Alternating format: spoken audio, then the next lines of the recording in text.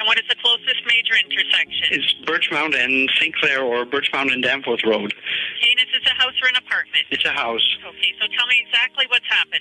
I just came home, and I was out running, and my wife was taking a bath, and when I came home, she's in the bath, but she's under the water, and she's not breathing. Okay, sir, did you remove the water from the bathtub? No, I haven't. Okay, take the moment to do that now, okay? Okay. Okay, how old is she, sir? She's 29. She's 29? Okay, is she breathing at all? No, I don't think so. Are you able to get her out of the bathtub? I probably can. Do you want me to do that now? Yes, I want you to do that now. Get her out, put her on the floor, flat on her back, okay? I know how to do CPR. Okay, well, I'm going to guide you through that. Do that right now. Get her out, put her flat on her back. Let me know when it's done. All right. Karissa, come on. Oh, God. She's 5 months pregnant. Oh, I can't do it. She's too heavy. She's too slippery. You can't get her out of the bathtub? Oh. Hey, sir? Yeah? Can you try wrapping a towel around her arm? Might give you a little bit better grip to get her out. Okay. Hey, I know she's slippery. Karissa, come. Try grabbing her right under her arms, under her armpits, and pull her out that way if that's possible.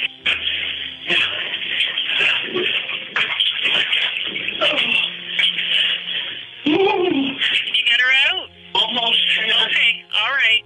When you do, lay her on her left side and wedge a pillow or something behind her back. Roll up the towel and put it behind her back and lay her on her left side, okay? I can't get her out. It's too much. You can't get her out of the tub? Hey, we have plenty of help coming, okay? What's your name? What's my name? Yes, what's your name? Philip. Philip? Yeah. Hey, Philip, we have plenty of help coming. We have police, fire, and ambulance driving there as fast as we can, okay? I can't get her out.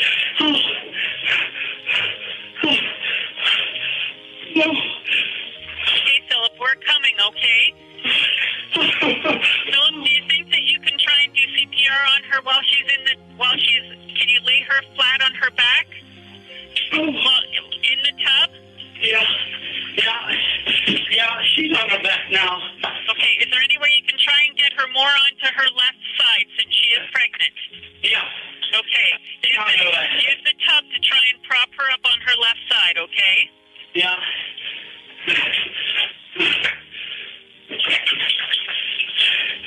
Okay.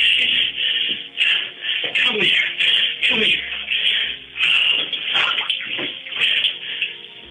Okay, she's on her left side. Okay, now, can you see anything in her mouth? No. Okay, I want you to try and tilt her head back, open up her airway. Okay. Okay, and we're going to start to do compressions, okay? Come on, woman. Okay, compressions. Okay, so I want you to place the heel of your hand on the breastbone, right in the center of her chest. Yeah, 30, right? Right between the nipples. Place your other hand on top of that hand. Yeah. I want you to press down firmly, 2 inches with the heel of your lower hand touching her chest. Okay. Listen carefully. You need to pump the chest fast and hard at least twice per second, okay? Okay. We're going to do this 600 times or until help can take over. Let the chest come all the way up between pumps and count out loud so I can count with you, okay? Okay, so 1, 2, 3, 4. 4, 5. 1, 2, 3, 4. 1, 2, 3, 4. 1, 2, 3, 4. 1, 2, 3, 4. 1, 2, 3, 4. Keep going. 3. We have plenty of help coming. 2, 3, 4.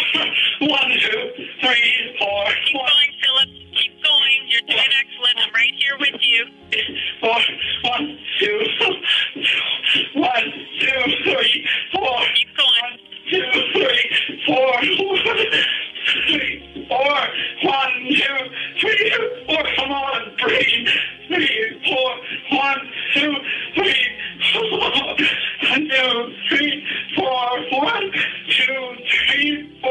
The 911 call you just heard is from a man named Philip Grandine. Seemingly in distress, he let the 911 dispatcher know that he'd been out on a run and then came home to find his wife fully submerged underwater in the bathtub and no longer breathing. But was Philip Grandine actually in distress, or was that an award-winning performance? A hard call to make judging just from that recording, but if we go back in time and have a closer look at Philip, I think it'll be safe to say that the sincerity in his voice during that call was not what it seemed. I'm Jason, and you're watching Killer Bites, and this is the story of Philip and Anna Karissa Grandine. Philip, who grew up in Paris, Ontario, Canada, was known as someone who excelled in school. He really had all the makings of someone with the potential to be successful and go far in his life. Karissa was born in Pasay City in the Philippines on November 10th, 1981. In 1994, when she was 13 years old, she moved with her family to Toronto. Now, 13 isn't the easiest age to move to a new country, but she was also someone that excelled in her studies. After high school, Karissa went on to study at the University of Toronto. She then graduated in 2006 with honors with a Bachelor's of Science degree. While she was still in college, she decided to take one theology class, and presumably this is where she met and started dating Philip while he was taking courses. Philip was in school now for a degree in theology, and in 2007, Philip had officially graduated from seminary school with a Bachelor of Theological Studies. Now, 1 year later, he began to work as a pastor at the Ennerdale Road Baptist Church. Things were moving along for both Philip and Karissa in what felt like a very positive path. In October of 2008, Philip and Karissa got married. They then had what appeared to be a couple of years of wedded bliss. But in 2010, everything started to change. Stephen Hadfield, a pastor from their church, had been contacted by Philip and Karissa. The couple wanted to talk about meeting with him for marriage counseling. Stephen had known them since 2008 when Philip had first begun working as an assistant pastor at the Park Lawn Baptist Church. 2 years into their marriage, and they wanted to talk to someone within their community that they trusted. Stephen agreed to sit down with them, and in that first conversation, the truth came out about their marital troubles. Philip admitted to having an emotional and physical relationship with a woman from his church. Her name was Eileen Florentino. She was not only one of the members of their church, but she was also a friend of Karissa's. Oof, now that is some drama. Eileen Florentino was also around the same age as Karissa and was also from the Filipino community. So Philip had been sneaking around behind Karissa's back and right up under her nose. Philip also had one more confession. He came clean about watching on the computer. It's undetermined if he had an addiction to it, but viewing was frowned upon in the eyes of the church. It was seen as a form of betrayal of the marriage or viewed as a sin. After all they had prayed together through tears, Philip Grandine agreed to resign from Ennerdale as a pastor, and Stephen thought it was best. Stephen later said about the situation, Philip understood that it was the right thing to do. As a minister of the gospel, he'd violated the gospel trust by having an affair with a woman in the parish, and he'd violated his own marriage. Stephen agreed to continue with marriage counseling under the guidelines that Philip break off his affair with Eileen and that he stop looking at. Stephen believed it's often a contributing factor in some marriage breakdowns and leading up to infidelity. Another stipulation for Stephen to continue counseling was that he wanted a program to be installed on Philip's computer to stop him from going to sites, almost like parental controls parents use for their children. Philip agreed to all of this, and the next day, he let the congregation know he'd be stepping down. He also broke off his relationship with Eileen. After that meeting, Karissa emailed Stephen to let him know that she'd installed a password-protected filtering system on their computer. All the steps had been taken. Karissa was willing to forgive Philip, and Philip seemed to genuinely want to change. Why would he agree to all of this if he didn't want it? Well, after stepping down at the church, Philip had to find new income, and he went to work as a nurse manager at a nursing home for senior citizens. He was responsible for distributing medicine to the residents and also in charge of destroying any excess pills. At one of Philip and Karissa's last counseling sessions, Stephen noticed Philip was not in a normal frame of mind. He was slurring his words, couldn't walk straight, and seemed off balance. And during the session, Philip couldn't keep his eyes open. He just kept nodding off. Philip maybe wasn't in a place where he wanted to be better. So was he really working on himself? Was he being a better husband to Karissa? Or was he ingesting those excess pills from the nursing home? Stephen knew that Philip didn't drink, but he had a feeling that Philip might be under the influence of something else. If he had so much access to prescription pills, was he taking any of them? The truth was that Philip had made everyone in his life believe that he really wanted to change and be with his wife. But in actuality, he had continued to secretly see Eileen on the side. Karissa had suspicions about this affair still going on, and she told her family about it. At one point, Karissa was now 20 weeks pregnant and growing very concerned for herself and the baby on the way. Karissa brought up her suspicions about Philip still having an affair in one of their ongoing counseling sessions. Philip denied that anything was going on. He said he was remaining faithful. On October 13th, 2011, Karissa started complaining of nausea, being dizzy,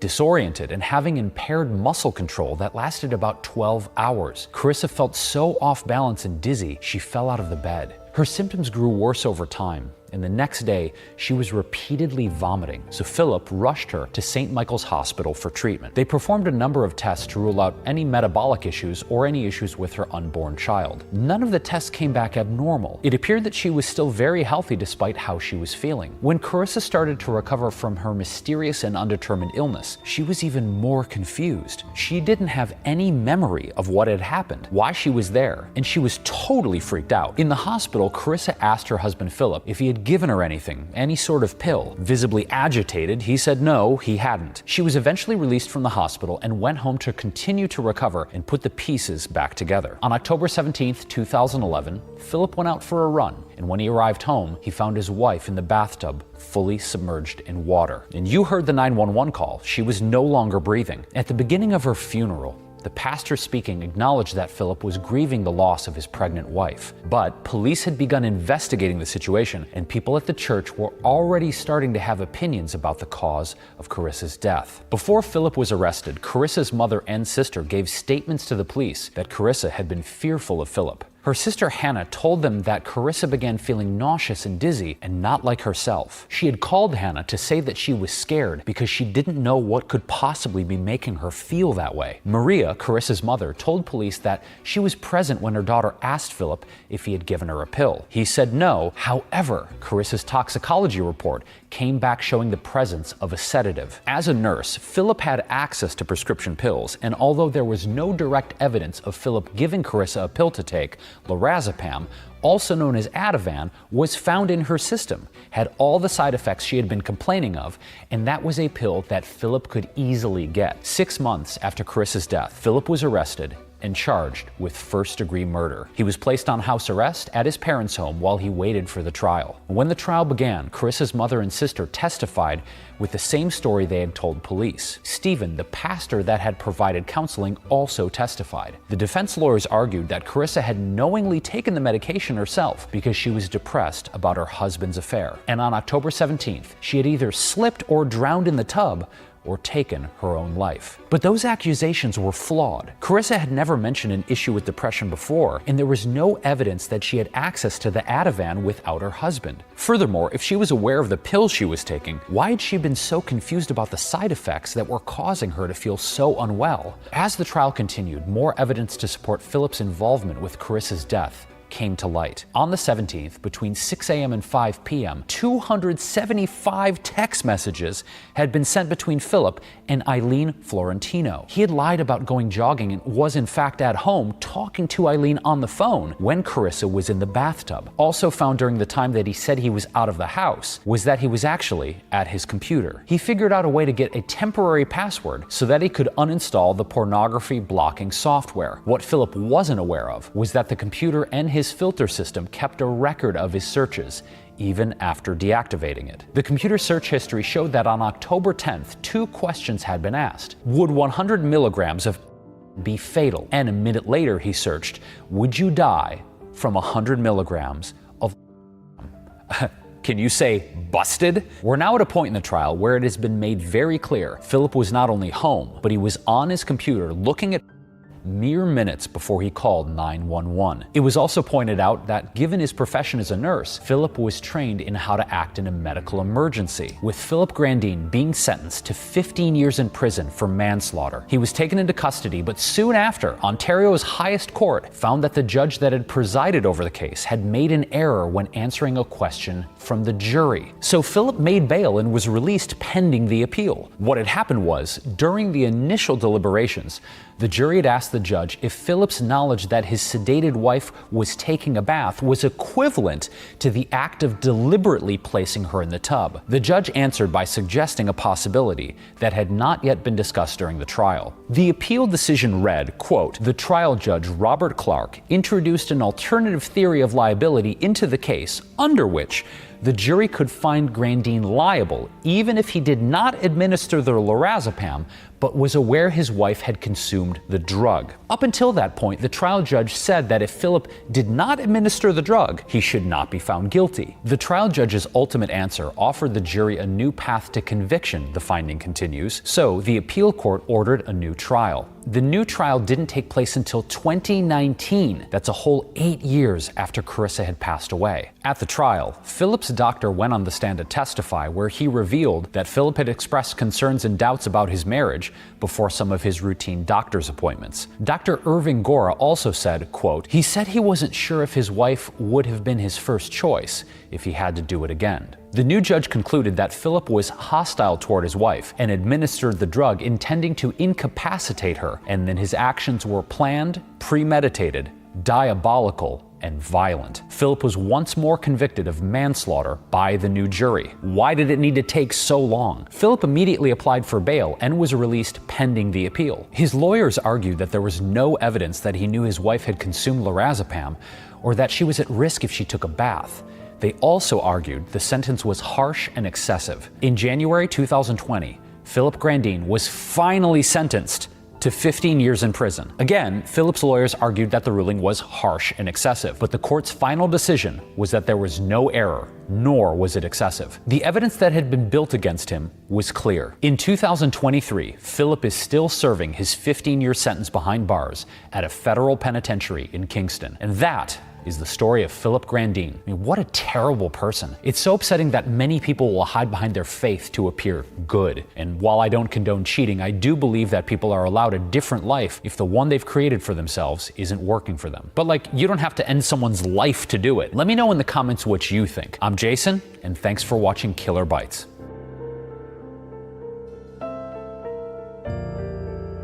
When 911 dispatchers got a call from a man in Carlsbad, California, reporting that he and his friend had just been blitz attacked by a sniper hiding in the grass, they didn't really know what to think. First of all, Carlsbad was a rather tame, affluent beach city with a low crime rate. You didn't exactly have snipers just hanging out on the sandy beaches to catch some rays. They say people will do some crazy things for love, but Diana Lovejoy took that expression to a whole new level. Shall we?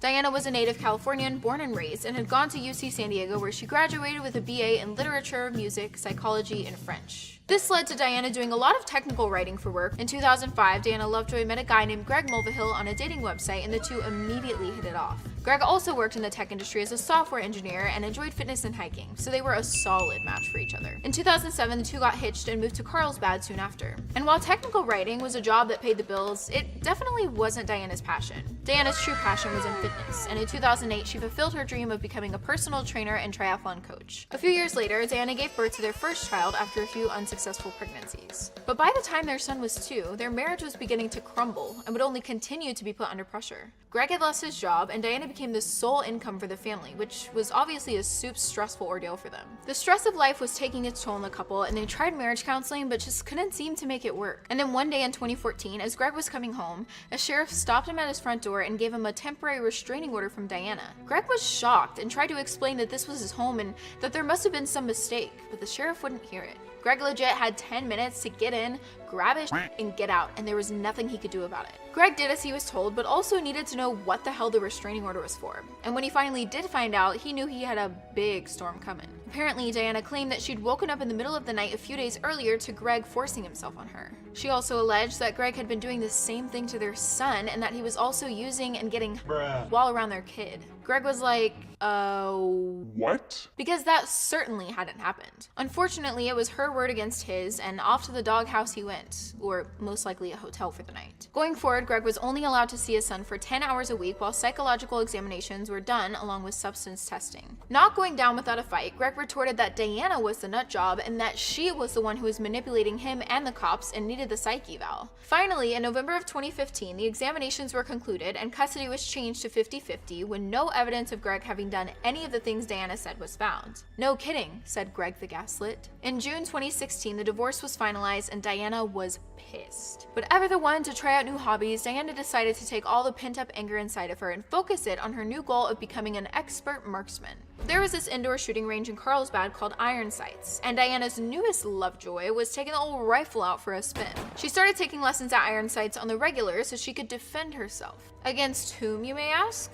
Why, the big bad Greg, of course. Yeah, she claimed that the authorities hadn't listened to her and they'd got it all wrong. Diana was afraid for her life and had to take the rifle lessons so she could defend herself against her crazy ex-husband when he came for her. While on her quest to become Mark's mama extraordinaire, Diana hired a personal coach from the range to train her. Weldon McDavid, a former Marine, was assigned as Diana's trainer, and soon enough, the two were texting each other constantly. He had heard Diana's story about her crazy ex-husband who had fooled the police and had free access to her and her son, and he felt bad and wanted to help her. Weldon had a few previous clients who reminded him of Diana, all single moms who were wanting to protect their families or hide from violent exes. So on top of being her personal trainer, he kind of became her personal protector. This is the moment in every scary movie where you'd go, "No, Weldon, don't fall for it, it's a trap." But it was too late. On the evening of September 1st, the frightening 911 call was placed to local dispatchers. A frantic man's voice explained that someone had just fired 6 or 7 rounds at him and his friend, and that his friend had been hit. The caller was a man named Jason Kovac, and the friend he was calling about, as you can probably guess, was Greg Mulvihill. Paramedics arrived at the scene to find Greg sitting in his car with a deep wound in the side of his chest. Greg was rushed to the nearest hospital while armed police searched the area where the alleged sniper had been spotted. They canvassed the area for hours, but it seemed their marksman had disappeared into the night. And now, the call about a sniper was already enough to make the authorities a little suspicious, but when they heard Greg had also placed a 911 call earlier that day, they were completely suspicious. So apparently, Greg had gotten a call from someone claiming they were a private investigator who had been hired by Diana. The PI alleged he had the documents proving Greg had harmed his son and that Diana would be using them against him. Greg was like, okay, literally what? Because again, he hadn't, and told the PI, and the PI was like, hold on a second, let me call you back. So the PI called back and told him he'd be leaving the documents in an envelope near Greg's house, taped to a power pole off the path of this specific trail. Greg called the cops and was like, "Hey, so I just got a weird call from a guy claiming all this stuff. He wants me to go out on this weird treasure hunt. What should I do?" The cops told him it was kind of up to him what he wanted to do. They couldn't really do much on their end with no real threats being made. So Greg called up his friend Jason, who lived in his building, to go with him to the spot. Greg and Jason took flashlights and headed down the trail and toward the pole the PI had described. They kept their distance and used their flashlights, but they couldn't see anything taped to the pole. Then Greg spotted something at the base of it, and an uneasy feeling washed over both of the men as their sneaking suspicions of a setup were quickly becoming more plausible. Pointing their flashlights into the dark wilderness, the men scanned the forest until they thought they spotted what looked like some clothing lying in the tall grass. Upon closer inspection, they discovered they were staring at some clothing. But more importantly, they were also staring down the barrel of a weapon that opened fire. As Jason mentioned, 6 or 7 rounds were fired at the two as they ran for their literal lives. They reached the car just as Greg lost consciousness, and Jason was immediately dialing 911. If it weren't for Greg's foresight to bring a buddy and Jason's quick action of calling for help, Greg very well might not have made it. The police gave chase well into the night, but unfortunately couldn't find their sniper. They investigated whatever it was at the base of the power pole the men said they saw and found a beach towel that had like the Angry Birds characters on them. And beneath the enraged looking cartoon fowls lay something far more foul. Literal human.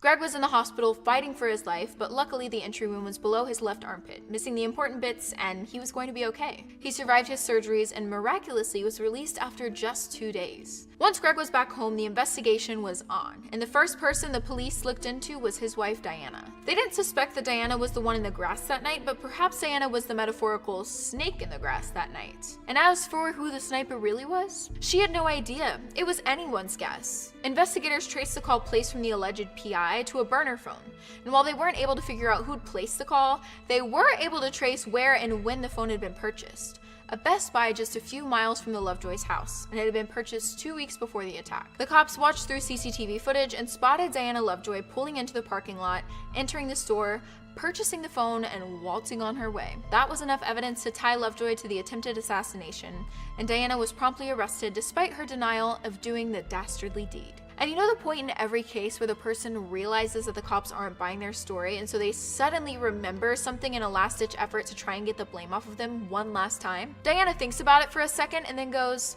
Actually, you know what? There was this guy who kind of, sort of, I don't know, volunteered to protect and defend me. And the investigators were like, yeah, it was the guy named Weldon. Oh, and she also gave the burner phone to Weldon that night and dropped him off near Greg's house. Diana continued to spill the lemongrass tea and said that the plan was for Weldon to only scare Greg that night.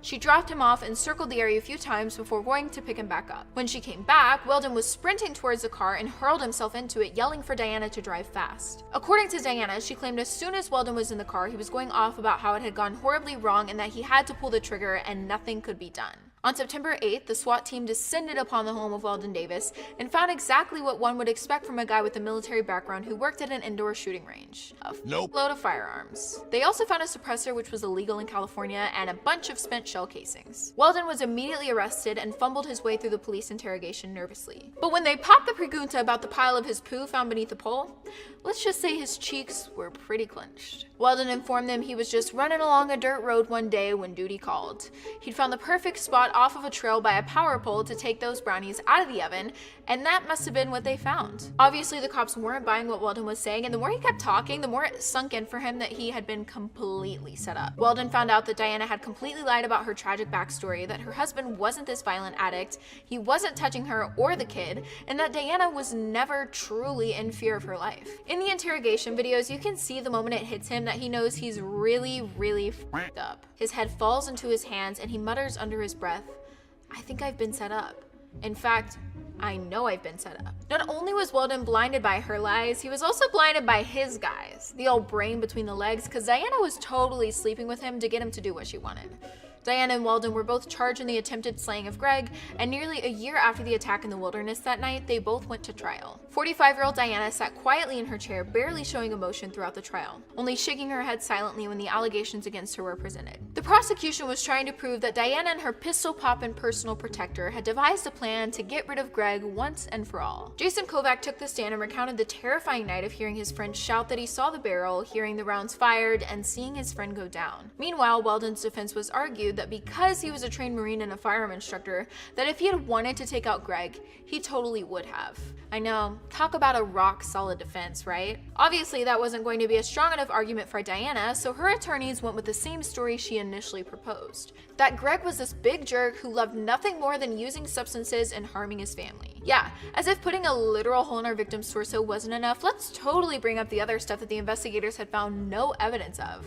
That's not gonna look desperate. They also found out that Diana had paid Weldon $2,000 to scare Greg that night, as they both claimed. Then, Diana's Aunt Diana, yes, they were both named Diana, got up to testify. Auntie Di recalled a time back in 2015 when niece Diana came to her and asked if she knew of anyone who would be willing to get rid of Greg for her. While out at a nice restaurant, Lovejoy propositioned Aunt Diana with a strange request, and as it turns out, a deputy district attorney just so happened to be munching away at the next table over and tipped off the police. The police contacted Aunt Diana, who assured them that it wasn't anything serious in order to protect her niece at the time. Niece Diana had fed Aunt Diana the same story of the toxicity and violence in the home, and Aunt Diana insisted whatever was happening was not bad enough to warrant such dramatic action, and urged her to not go through with it. But a year later, when she heard that Greg had actually been attacked, it was time to come forward with what she knew. Both Weldon and Diana alleged that the intent was never to assassinate Greg, it's just things got out of hand too quickly. During the final statement portions of the trial, Diana explained through tears that while the love in her marriage was over, she never would have wanted his life to be.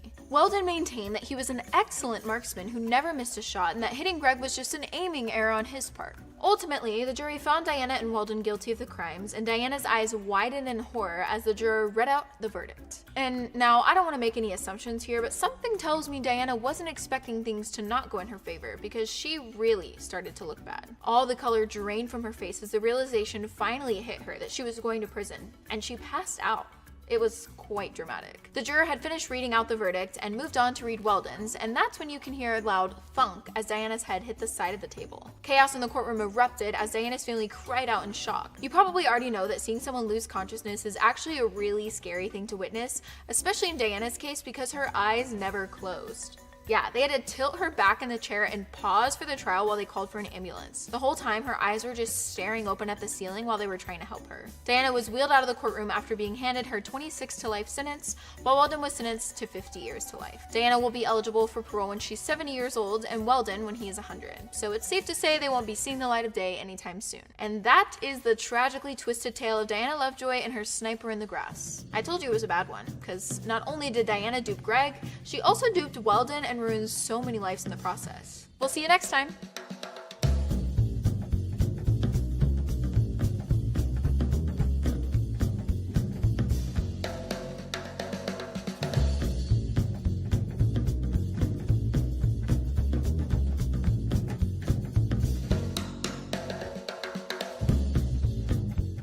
Welcome back to another episode of Killer Bites. My name is Lucy, and today I'll be telling you about the highly mysterious disappearance of Lynette Dawson. Lynette Sims was born in 1948 in the Australian state of New South Wales. When Lynette was a teenager, her parents sent her to Sydney to an all-girls high school. Lynette's school often threw events with the neighboring all-boys high school. And in 1965, at one of these events, Lynette Sims met Chris Dawson. They were both 16 years old, and soon the pair began dating. After high school, Lynette decided to pursue a career in medicine because she wanted to help people. So she chose to study and become a nurse. At the same time, she got a part-time job at a child care center. And when Lynette and Chris were just 21 years old, the two high school sweethearts decided to get married. That's where Lynette got a job at a local hospital. Meanwhile, Chris pursued a career in professional rugby. Things seemed to be on the up and up for this idyllic family. Both Chris and his identical twin brother Paul played professional rugby together. And in 1975, the two brothers were even interviewed during an ABC documentary program, Checkerboard, to discuss their professional rugby careers. So the couple had a seemingly good marriage and successful careers. So when did things take a dark turn for this Australian family? Well, it might have started after Chris and Paul ended their rugby careers and started new vocations as physical education teachers. But things were not as they appeared. See, Chris and Lynette had dreamed of having a big family, but they were struggling to conceive. After 6 years with no success, the couple had even begun to consider adoption. But before they had finalized their decision, Lynette finally got pregnant, and the happy couple welcomed their first daughter into the world. And if that wasn't enough, just a short time later, they welcomed a second daughter. The couple was so relieved to finally have a budding family, and their small family seemed ideal to friends and acquaintances, but this is really where the story begins to take a dark turn. Lynette's friends and family began to notice the appearance of bruises on her body periodically. When confronted about the injuries, Lynette claimed that it was nothing serious, and she told her friends not to worry about her. But although her relatives were worried, they didn't see what was happening as something that they could interfere in. See, in the 1980s, domestic violence was treated in a much less serious manner. Moreover, most who knew Chris considered him to be a loving husband and caring father who didn't show signs of aggression, which clearly we now know is not a factor in whether or not someone is abusive. However, this was enough to keep Lynette's family and friends from interfering. But had any one of Lynette's family or friends taken these early signs of abuse more seriously, maybe things would have ended up differently for her. Or even if Lynette had an outlet or a place she could go to speak about her experience. But like we mentioned earlier, at the time, there were not a lot of options for women in these types of situations. So most people around the couple just hoped that Chris and Lynette would work it out privately. And like many could have predicted, the relationship between Lynette and Chris only continued to deteriorate. If you want to hear more true crime stories, like and subscribe to our channel, Killer Bites. And now back to the story. Lynette noticed that Chris didn't seem as attracted to her anymore, and she worried about the future of their family. As it turned out, these concerns were valid. A few years prior, Chris had hired one of his 15-year-old students to be a nanny for his young daughters, but she didn't stay in the job for long. She would recount years later that she witnessed Chris hitting Lynette twice, and then promptly decided to quit the job. After she left the job, Chris offered the babysitting job to another one of his 16-year-old students, Joanna Curtis, and it would come out much later that both Chris and his brother Paul had allegedly engaged in illicit behavior with female students at his high school. So I'm sure you might be able to figure out where this is all going. And not long after Joanna started working for Chris, his young student began to have problems in her family, which led to a very disturbing suggestion. When it was revealed that Joanna was having issues at home, Chris invited Joanna to move into his family home. Chris justified this action to Lynette by implying that this would be beneficial to the couple. He suggested that now Joanna could spend more time looking after their children, but Lynette was against the decision. She was deeply concerned about the problems her and Chris were already having in their marriage, and Lynette was hesitant to have someone, especially a child, present while the couple tried to work through their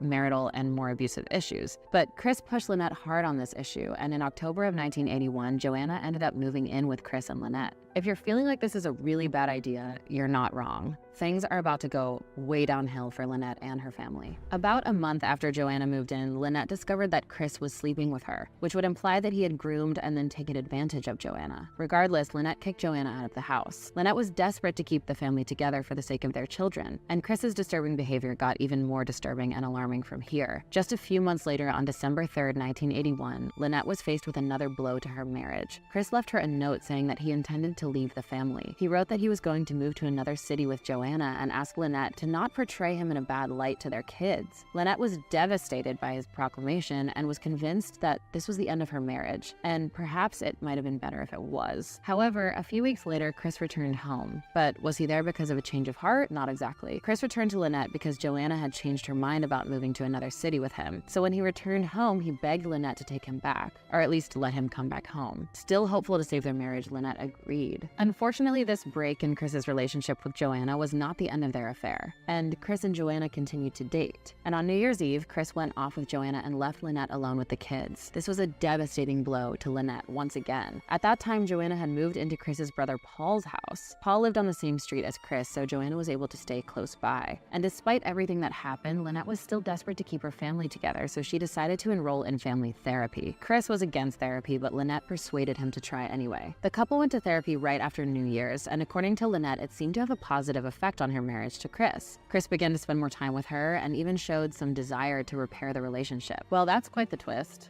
Or is it? On January 8th, 1982, Lynette called her mother to tell her that the family therapy was going well. Lynette told her mother that she planned to meet up with her and her other family members the next day at Northridge Baths. While on the phone, Lynette's mother thought that her speech sounded a bit unclear, indicating that perhaps Lynette was drunk. But when Lynette's mother asked about it, she told her that Chris had prepared some cocktails for her, and her mother thought no more about it until the next day. See, Lynette would never arrive at the beach to meet her mother and her relatives. In fact, she would never be seen again by her family. Startled by Lynette's absence at the beach, Lynette's mother tried to call her at home. Instead of reaching Lynette, Chris answered the phone. He told her mother that he had driven Lynette to the bus stop that morning. When asked where she was going, Chris told her that Lynette said she was headed to return some clothes that didn't fit. But he then said that she had not returned home after that. So where was Lynette? Well, that night, Chris called Lynette's mother and said that Lynette had phoned him. And apparently Lynette told Chris that due to their marital problems, she needed to be away from home for a while. That's a strange twist, considering her consistent desire to work through their issues. Despite all their issues, Lynette had up until this point always showed a desire to stay together with Chris no matter the circumstances. So what changed with her? Why did she decide to leave now? Or had something else happened to Lynette? One way or another, Lynette seemed to just disappear. And Lynette's relatives were convinced that she wouldn't just abandon her family, but they were also aware that the couple was having problems in their marriage. Still, her family could not imagine Lynette leaving her 2 daughters. She was a great mother and loved her children more than anything, and she had never once mentioned the possibility of leaving. As more and more days went by without any word from Lynette, her family began to fear for her safety. But every time they would want to go to the police, Chris would claim that he had heard from her. On January 12th, Chris reported that Lynette had called their family phone and reported that she was okay. While that's reassuring, it doesn't answer why Lynette would just stop communicating with her family. But Chris continued to reassure Lynette's family that she was reaching out to him periodically. Chris also claimed that Lynette was still using her bank card. But despite all this proof that Lynette was okay, her family was not convinced that she wasn't in trouble. Lynette didn't know how to drive, and to add to the oddity of the situation, she didn't appear to have taken any of her personal belongings with her. So how was she living on her own? Where was she? And what were the circumstances that actually led to her leaving? Meanwhile, as all this was going on, Chris permanently moved Joanna into the family home. In fact, he moved her in just 2 days after Lynette's disappearance. That does not seem like someone who's worried about their wife's safety, or someone who's particularly upset about her disappearance. But Lynette's family still maintained hope that she would return. However, that hope started to dwindle when 3 weeks later, Lynette's daughter started first grade. When Lynette did not show up for this momentous event, her family knew that something truly terrible must have happened to her. See, there was no way that Lynette would miss such an important milestone for her daughter. And these fears and questions haunted Lynette's family and friends for weeks while they tried to piece together what could have happened to her. That being said, Chris continued to reassure Lynette's family that she was checking in with him. But even that ended soon enough. And by the end of January, Chris told Lynette's family that she stopped checking in with him. But what about Chris? Was he really worried about his wife? Well, it would be almost 6 weeks before Chris would even report Lynette missing. Finally, on February 18th, Chris did go to the police. He claimed that Lynette had left their family due to their ongoing marital problems, but weren't Chris and Lynette going to therapy? Wasn't Lynette excited about the progress they were making? The facts just didn't add up, and Chris's next claim was the most preposterous yet. Chris suggested to the police that he thought Lynette might have joined a religious organization, implying that maybe she had joined a cult. Which makes little to no sense, especially considering that Lynette had never been religious at all, nor had she ever attended church. So how would someone with no religion suddenly join a cult? But that still didn't explain where she'd gone. Investigators tried to find any leads on the case, but they couldn't discover anything truly substantial. But Lynette's family was certain that she would never leave her children, and they believed that she might have been kidnapped or murdered. Despite these assumptions, though, the police couldn't find any evidence of anything happening to her. However, it would later come to light that during the first investigation, the police did not interview many of Lynette's relatives.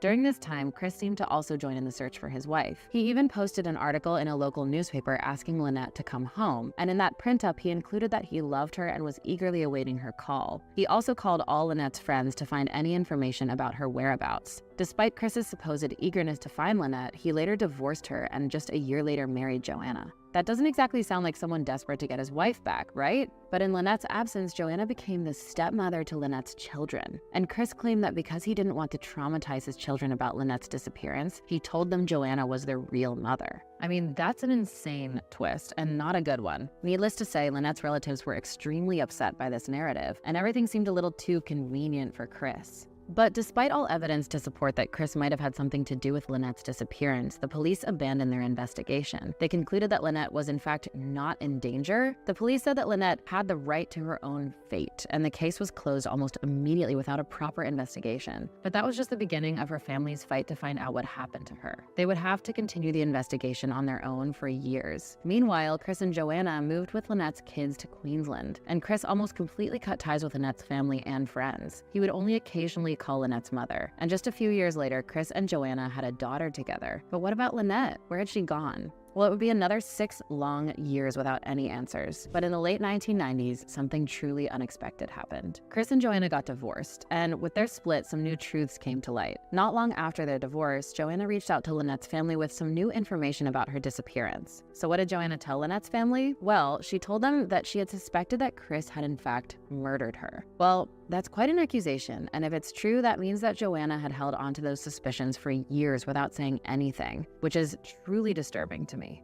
So what would make Joanna suspect Chris of murder? According to Joanna, a month before Lynette vanished, Chris talked to her about hiring a hitman to get rid of her. What? I mean, isn't that what the police call a motive? Joanna went on to tell Lynette's family that Chris had also told her on the very same day that Lynette disappeared that Lynette had left forever and would never return. But Joanna's confessions don't stop there. She went on to tell the police that they needed to search Chris's old backyard. I mean, this is quite a turn of events and a lot to process. So what did the police do with all this new information? Did they finally arrest Chris? Dig up the backyard? Well, no, not exactly. In 1991, all the police did was question Chris about Lynette's disappearance. Seriously? That's it? Hold on to your hats because this case gets even more frustrating. Chris told police that Joanna was lying and that she was only trying to drag his name in the mud because of their recent divorce. He went on to reassure police that he had nothing to do with Lynette's disappearance. Chris said that Joanna was motivated to lie because she was trying to get custody of their daughter. He further claimed that if he was arrested, it would benefit Joanna. And with no leads to Lynette's whereabouts, police were not convinced Joanna was telling the truth. But the police did seize Chris's and his brother Paul's phones to see if there was any suspicious behavior. But they didn't find anything suspicious, so investigators once again abandoned Lynette's case. Such a frustrating turn of events for Lynette's family, who still didn't have any answers as to where she'd gone. So what about Joanna's confession? Was she telling the truth, or was her motive only to get custody of her daughter? Those answers and more would have to wait several more years before they were finally answered. And that meant that Lynette's family would have to wait another 9 years until the year 2000 to get any more answers. That's when police finally decided to excavate the backyard of Chris's old home. So what took them so long? Well, your guess is as good as mine. But while police were finally motivated to dig up the backyard, they didn't have funding to do the whole yard. So the police decided to start digging in an area that Chris had told the new owners of his house to not alter. So perhaps the police had suspected Chris all along? So what did the police find when they dug into the yard all these years later? Well, the simple answer is not much. The only thing the police managed to find was a torn pink cardigan. The cardigan had what looked like a stab wound in it, and investigators admitted that it could have belonged to Lynette. But the DNA analysis found no matches with Lynette, which again did not give the police a lot to go on. I mean, I was really hoping that they would have found some substantial piece of evidence. It must have been agonizing for Lynette's family to have this case closed and reopened so many times. But again, the police were left with no leads and no way to move forward on the case. But another year later, the case would once again gain some traction when the deputy state prosecutor concluded that Lynette was in fact murdered after using all the various tidbits of evidence from Lynette's abusive relationship to Joanna's confessions. The state prosecutor also said that Lynette was probably murdered by someone close to her. So, with this new revelation in the case, the police once again resumed their investigation. And this time they did question all her friends and relatives. But once again, they failed to find any leads. How is that possible? It just seems more than a little crazy that so much time could go by without any lead. And it would be another 2 years before investigators would have a suspect. So who was this suspect that police finally found? Well, I think you can guess who they might have begun to suspect, right? Chris was finally moved up to being a suspect. But what had taken the police so long to come to this conclusion? Well, apparently the police had been waiting to accumulate enough evidence to charge Chris with murder. But due to the lack of evidence in this haunting case, Chris could still not be convicted of murder. A truly agonizing chain of events for Lynette's family and friends. Years and years with no answers and false hope must have been so painstakingly hard. So, was that the end of this tragic case? Would Lynette's disappearance remain a mystery forever? In 2006, hope for Lynette's case came back when Chris claimed he saw his late wife among the extras in a film on TV. But despite looking into Chris's claim, no evidence was found to support his story. Desperate to resolve this case, in 2010, police announced a $100,000 reward for information about Lynette's disappearance. While this is a good development in this case, it feels a little too late since so much of the evidence that could have been helpful to find Lynette earlier might have been long gone by this point. Still nothing came of this announcement and reward, and 4 years later, the police doubled the amount of money. But despite the large sum of money, investigators failed to find any reliable leads. What do we mean by reliable leads? Well, in a case where money is promised, there are always people who want to earn some extra money, and those people are willing to make up any information just to get the money. But despite the lack of leads and evidence, in 2015, the police decided to try something else. So they decided to dig up another section of Chris's yard. That sounds promising. So did investigators find any trace of Lynette's remains or any clues as to her whereabouts? Unfortunately, this search was also unsuccessful. I mean, you gotta give the investigators credit for continuing to search despite not having any leads or any hard evidence. So, did this tragic case run cold? Fortunately, it did not. The turning point in this case happened in 2018 when a podcast was released about Lynette's disappearance. The podcast and this particular story were about to gain massive popularity in Australia, and on the show, several arguments were presented that depicted how Chris could be responsible for Lynette's murder. Just hearing about the twists and turns in this case, it would make sense that many thought Chris was guilty. And in fact, several million people who listened to the podcast came to that same conclusion. Chris was guilty. But the court of popular opinion is not the court. But because of the public outrage about the case, Lynette's investigation finally got the attention that it deserved so many years earlier, and the public demanded that justice be found for Lynette and her family. Inspired by the public cry for justice, the podcast author spoke to Lynette's relatives and tried to find new leads. So was he successful in finding anything helpful in the case? Once again, he was not. But don't lose hope. All this public upset wasn't for nothing. It turns out that the public outcry was enough to initiate a new investigation into Lynette's case. And on December 5th, 2018, detectives arrested Chris on the charge of murder. So did Chris finally confess? He didn't. Chris continued to plead his innocence and was even released on bail before the start of the trial. But even if Chris was not guilty of murder, he had been assumed guilty of grooming minors like Joanna and a few more of his high school students, as well as sleeping with minors and several accounts of domestic violence. While he was never charged with any of these crimes, there were many who witnessed and or believed him to be guilty. So could Chris be capable of murder after a lifetime of indiscretions and illicit behavior? Well, that's what this trial sought to find out. Unfortunately, the trial dragged on for several more years, all while Chris insisted upon his innocence. But in June 2019, Chris finally appeared before a judge and pleaded not guilty to Lynette's murder. He insisted that the trial should only start in 2020 due to the strong and negative public opinion about him. Chris was also facing a charge of carnal knowledge with a girl between the ages of 10 and 17. This was in relation to his relationship with Joanna while still a teacher at Cromer High School. Despite all the charges against Chris, his lawyers consistently managed to delay the process, and the trial consistently kept getting delayed. They said that because of the widespread coverage of the case, the jury would hold a biased attitude towards him. And Chris even applied to have the case delayed on the basis that there had been an inordinate delay in prosecuting him, and therefore there was a risk that members of the jury could have prejudged his guilt. This was due to widespread publicity about the case from the popular podcast. And for this reason, the case was delayed in order to allow publicity to fade from jurors' minds. However, Chris's application for a permanent stay was denied in both the NSW Supreme Court and the Court of Criminal Appeal. And that could have been the end of this case, but luckily it wasn't. And in April 2022, Chris was denied special leave by Justice Stephen Gachler to appeal to the High Court of Australia. And in May 2022, Justice Robert Beach Jones granted Chris's application for a trial without a jury. So it took decades to even get a trial for Lynette's death. The trial finally began on May 9, 2022 before Justice Ian Harrison. It ran for over 10 weeks, and during that time, Chris's lawyers insisted that there was not a single piece of evidence against him, and that the charges against him were simply based on societal biases based on the popular podcast. And his defense insisted that many believed the podcaster's opinion that Chris was guilty, but had not adequately evaluated the situation. I think we've evaluated a lot of the situation, and the only explanation that seems to make sense is that Chris murdered Lynette. What do you think? Do you think Chris is guilty, or do you believe in his innocence? Well, it's not on us to judge, but let's take a listen to the prosecution side.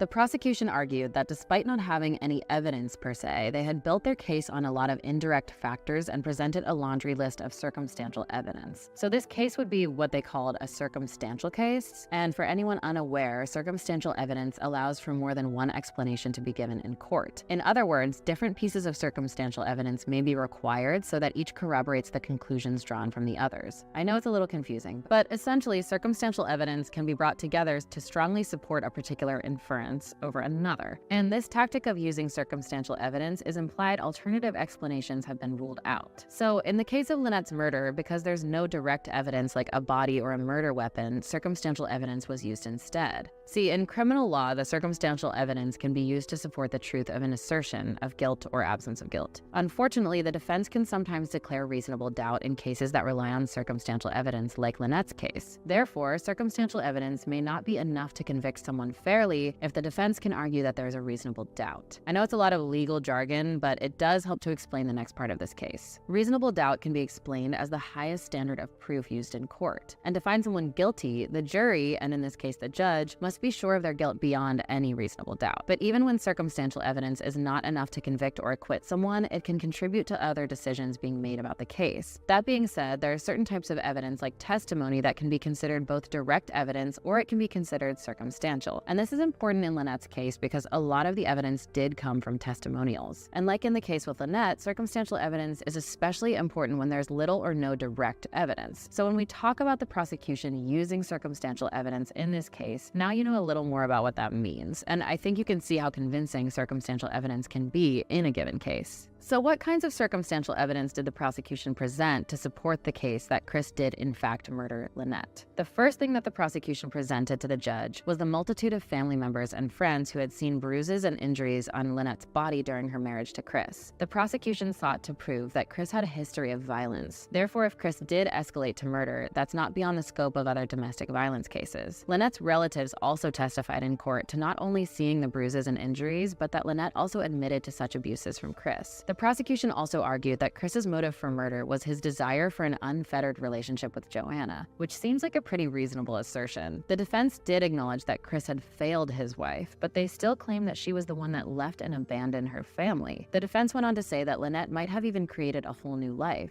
Again, none of this would make sense with Lynette's previous behavior, but the defense also called forward a number of witnesses who claimed to have seen Lynette since her disappearance, but Chris himself chose not to give any evidence to this regard. On August 30th, 2022, Justice Harrison took 5 hours to deliberate, after which he told the court that he found Chris guilty of murdering Lynette, a huge break for Lynette's family. The judge said in court that he had discovered that Chris had lied on multiple occasions, including lying about his relationship with Joanna. He had also deceived Lynette when he told her he wanted to resume a relationship with her, and he had lied to police about receiving phone calls from Lynette after she disappeared. The judge went on to reject all the alleged sightings of Lynette as wholly unreliable, and instead he found there was a most compelling body of evidence that made the hypothesis that that Lynette would abandon her family not believable, which would go in line with all that Lynette's family had told the authorities already. All in all, the judge said that he was satisfied beyond a reasonable doubt that Lynette had died as a result of a conscious and voluntary act by Chris Dawson. Thank goodness justice was finally served for Lynette. And on December 2nd, 2022, Chris was sentenced to 24 years in jail with a non-parole period of 18 years for the murder of Lynette. While this case took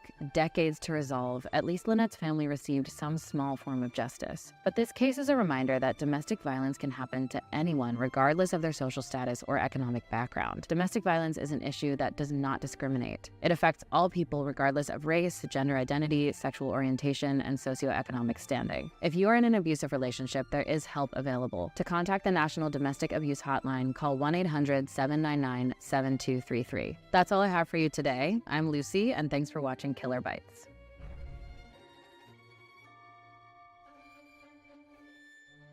Did you ever touch her anyway? No, I knew she was dead from me.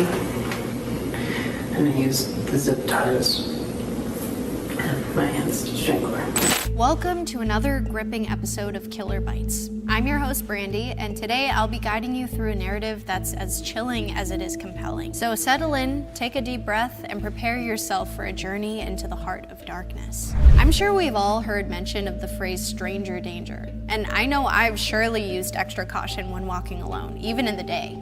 Well, today we peel back the layers of a story that hits close to home. A story about a young girl named Jessica Ridgway. Like countless others, Jessica was raised on that very same staple advice of caution and prudence.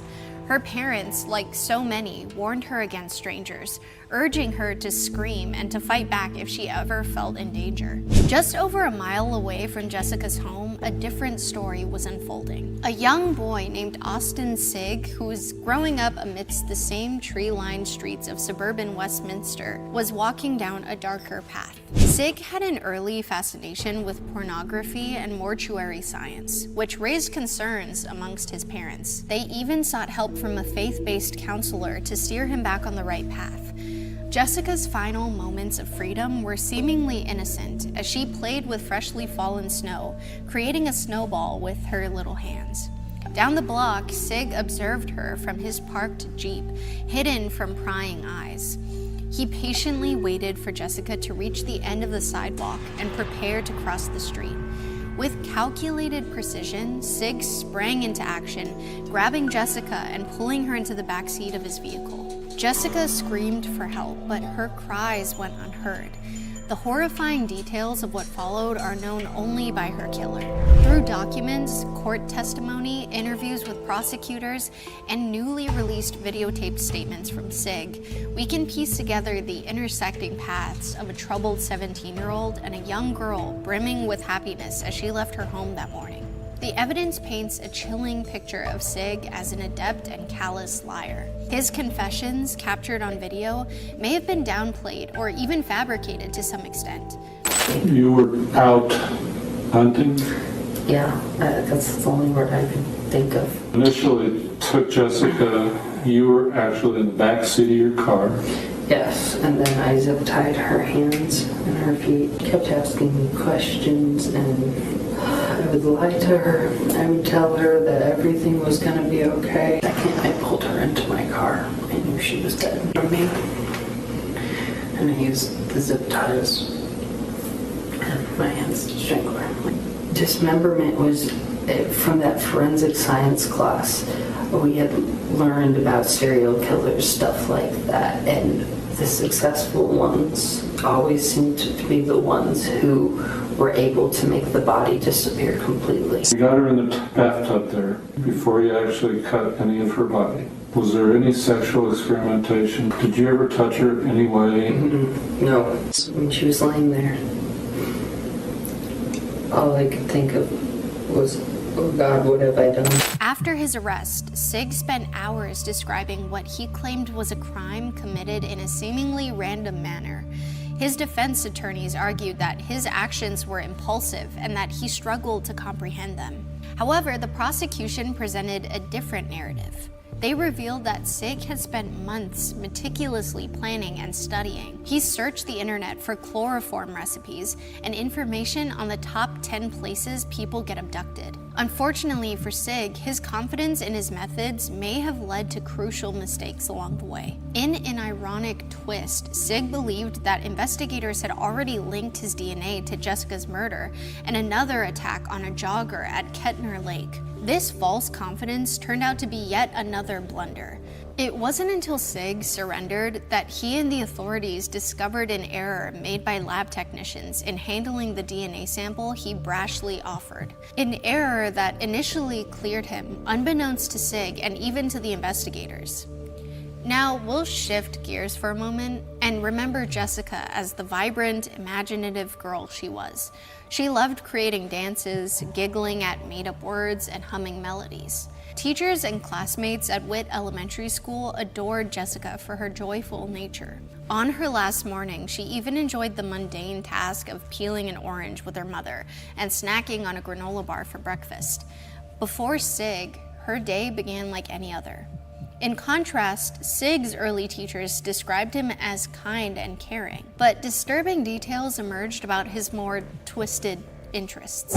By the age of 12, Austin had begun viewing child pornography, which led to therapy sessions that failed to curb his then escalating addiction. His dark obsession grew over the years, consuming him with violent images of children being subjected to unspeakable horrors. His unusual interest in mortuary science raised eyebrows, but wasn't initially seen as a cause for alarm. As detectives continued their investigation, they uncovered unsettling reports. Sig's younger brother recalled a slightly creepy comment he made about a class where he claimed to be learning how to kill people and evade detection. Friends of Austin's mother also revealed disturbing conversations, including jokes about his interest in body decomposition and claims that she had helped him practice restraining someone with zip ties. Investigators soon discovered an intriguing detail from Austin Sig's girlfriend. She revealed that Sig would spend one night a week at her place. This isn't too strange, but when paired with his mother's information, the story gets murky. Mindy Sig, Austin's mother, claimed that her son would be away for up to 4 nights a week. That leaves us with a 3-night mystery. Where was he? What was he up to? The Chief Deputy District Attorney, Hal Sargent, offered an unsettling perspective. He said, what he does in the part of his life he keeps hidden, that's what you make ghost stories out of. A chilling thought, isn't it? An unseen, unknowable part of a person's life. No, a killer's life, brimming with untold secrets. That's the stuff that makes your skin crawl and your mind race, especially in a case like this. Mere weeks leading up to Jessica's death, Austin embarked on what he referred to as hunting expeditions. He would drive around neighborhoods, his heart racing whenever he spotted someone walking. 4 months prior to the kidnapping, he had attempted to abduct a woman jogging at Kettner Lake. He failed that time, but he learned from his mistakes, honing in on a smaller, more vulnerable target, Jessica. When Sig seized Jessica, she desperately sought answers, questioning him about his identity and whether he knew her mother.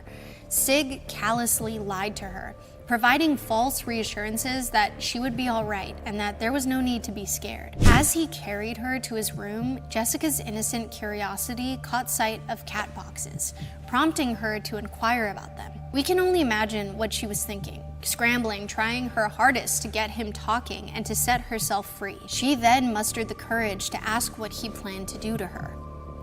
Detectives still remain uncertain about the extent of compassion Sig claims to have shown Jessica. He spoke of cutting the zip ties, playing cartoons for her, and assuring her that she would see her mother again. Yet, it's unclear whether these acts of apparent humanity were genuine or merely more lies spun by a skilled manipulator. Inside his room, Sig gazed at Jessica before compelling her to change out of her urine-soaked clothes. Sig had her place the clothes in her own backpack. This was likely to prevent his DNA from contaminating her belongings further. He provided her with alternative attire from his own closet. Then he instructed her to turn away from him, and in a cold-blooded act, he strangled her. She was dead. For a grueling 17 days following Jessica's disappearance, investigators went on a relentless hunt, combing through neighborhoods and collecting a whopping 700 DNA samples. Talk about searching for a needle in a haystack, right? On the very day Jessica went missing, a team of determined prosecutors started to piece together a case. The plot thickened 2 days later when Jessica's backpack was discovered on a sidewalk in a Superior subdivision. Inside, her purple glasses. Sergeant, with a grim expression, stated, "The glasses tell you she's dead." Those words send chills down the spine, don't they? He went on to explain the eerie reasoning behind the choice of discarded items, such as her jacket, socks, and other clothing. He said he chose carefully. An unsettling look into the mind of a killer, wouldn't you say? Austin Sigg, in a chillingly calculated move, claimed he dumped the backpack to divert investigators away from his house. The puzzle pieces started to fall into place when the DNA found in the backpack was matched with the DNA recovered from the assaulted jogger. The threads were coming together, but the face of the tapestry was still obscured. On the 10th of October, Sigg did the unthinkable. He placed Jessica's torso in 2 nondescript black garbage bags, leaving them like discarded refuse along 82nd Street in Patridge Park open space in Arvada, 9 miles from her home. Sergeant mentioned there's a reason he picked that spot. He wanted her found. Just thinking about that is haunting.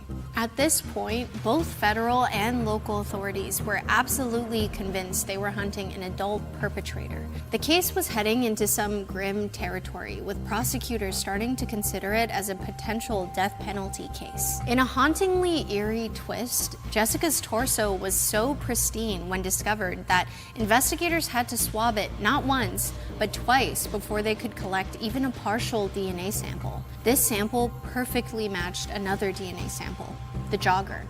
Despite these telling matches, the investigators were still no closer to linking the DNA from these cases to any of the hundreds of samples they had collected and tested. On the 17th of October, unbeknownst to him, the circle around Austin started to tighten as neighborhood canvassing broadened its net. 2 days later, the winds of suspicion finally blew his way. A friend of Mindy Sigg picked up the phone and dialed the FBI. The friend's gut instincts were ignited by recognizing a photo of a wooden cross found alongside Jessica's body, a detail she noticed that gave a spine-tingling pause. Confident in his calculated ruse, Sigg willingly provided the FBI agents with a DNA sample, backing his innocence with a claim of being home asleep during the time Jessica was kidnapped. The agents noticed a cross Sigg was wearing and inquired about it. Unruffled, he answered, and they left his home, none the wiser. His DNA sample was filed away with countless others. October 22nd, the air was rife with anxiety when media reports surfaced, indicating a DNA link between Jessica's tragic death and the assault of the jogger. It was then that the cool, calculated facade of Sigg began to crack. He confessed to his classmates about feeling wobbly and tremendously ill. He wound up spending the night seeking solace in the childhood comfort of his mother's bed. The thread was starting to unravel. The following day arrived, heavy with anticipation and dread. Austin Sigg summoned the courage to approach his mother, Mindy Sigg. He could no longer hide it. He told his mom he needed to confess something. In a chilling moment, without hesitation, Mindy Sigg instinctively asked the question that now seemed to loom over them both. Is it about Jessica? In the aftermath of Jessica's disappearance, fear and uncertainty gripped the community. Investigators tirelessly combed through evidence, seeking any leads that would lead them to the perpetrator. And meanwhile, behind closed doors, a crucial conversation was unfolding. Mindy Sigg found herself grappling with a growing sense of unease and suspicion. Mindy made a difficult and courageous choice.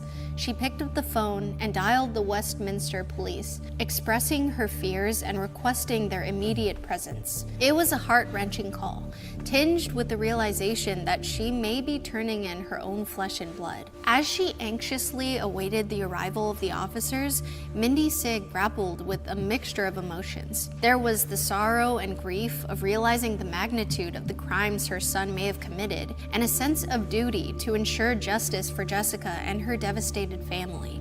When the police arrived, Mindy Sigg tearfully embraced her son while sharing the weight of her decision. She confronted him about the horrific truth she suspected. Their interaction was a somber and deeply emotional moment, fraught with the devastating reality that her son may be responsible for the abduction and murder that had rocked their whole community. The sudden confession emanating from a juvenile rocked law enforcement. They had been hunting an adult male, their path now twisted in a direction they hadn't anticipated. Hal Sargent was left in disbelief. His only thoughts were, could this be a mistake? Was this a false confession? The disbelief was met with a haunting certainty, as the details Sig described during a grueling 6-hour confession were too precise and too graphic to be fabricated. As Sig recounted his tale, investigators simultaneously uncovered the rest of Jessica's remains from his home. They were left in the crawl space beneath the house. Sig described himself as a monster during his confession. He admitted to being driven by a twisted sexual urge when he grabbed Jessica. Despite his unsettling frankness, he asserted that he had not sexually assaulted her. Was there any sexual experimentation? Did you ever touch her anyway? No. The truth would later emerge that even this was a lie. Yet the last piece of the puzzle was missing. Early results showed that Sig's DNA did not match the samples recovered from Jessica and the jogger. Throughout his grueling police interview, Sig repeatedly inquired about his DNA, prompting detectives to wonder if he'd had an accomplice. The Colorado Bureau of Investigation had swabbed and tested hundreds of DNA samples from men in the neighborhood. Envelopes bearing the names of those who had submitted samples were returned empty if there was no match to the samples from Jessica or the jogger. Sig's envelope, too, had come back empty. But as the hours in Sig's interview ticked away, investigators discovered a shocking error. Sig's sample had been lost in a batch and had not yet been tested. They promptly ordered an immediate test. The results landed like a sledgehammer. Sig's DNA matched the sample found on the jogger, Jessica's water bottle, and her remains. The monster had been unmasked. November 19th, 2013, the date of Austin Sig's trial, tensions ran high within the courtroom. Despite appeals from his defense team, Sig was deemed an adult for the purposes of the hearing. Adding to the gravity of this situation, 3 new charges were brought against him by the Jefferson County District Attorney, all related to child pornography. These additional charges were added to the existing 19 counts, which encompassed 13 charges for the murder of Jessica Ridgway and 6 charges for the attack at Kettner Lake. The enormity of the accusations painted a vivid picture of Sig's actions and the extent of the harm he inflicted. Due to Sig's age of 17 at the time of his crime, he would not be eligible for the death penalty. The courtroom braced for a sentencing that aimed to deliver justice within the boundaries of the law. During the trial, the prosecution meticulously presented their case, highlighting the extensive evidence against Sig. Witness testimonies, forensic analysis, and the disturbing nature of the charges left little room for doubt. The defense, in contrast, struggled to come up with a compelling argument, facing an uphill battle against the weight of the evidence. After deliberation, the judge pronounced the sentence that would shape the rest of Austin Sig's life. The gravity of his actions and the irreparable harm inflicted upon Jessica Ridgway and the community led to a consecutive prison sentence of 86 years. The courtroom reverberated with a mix of emotions as the sentence was delivered.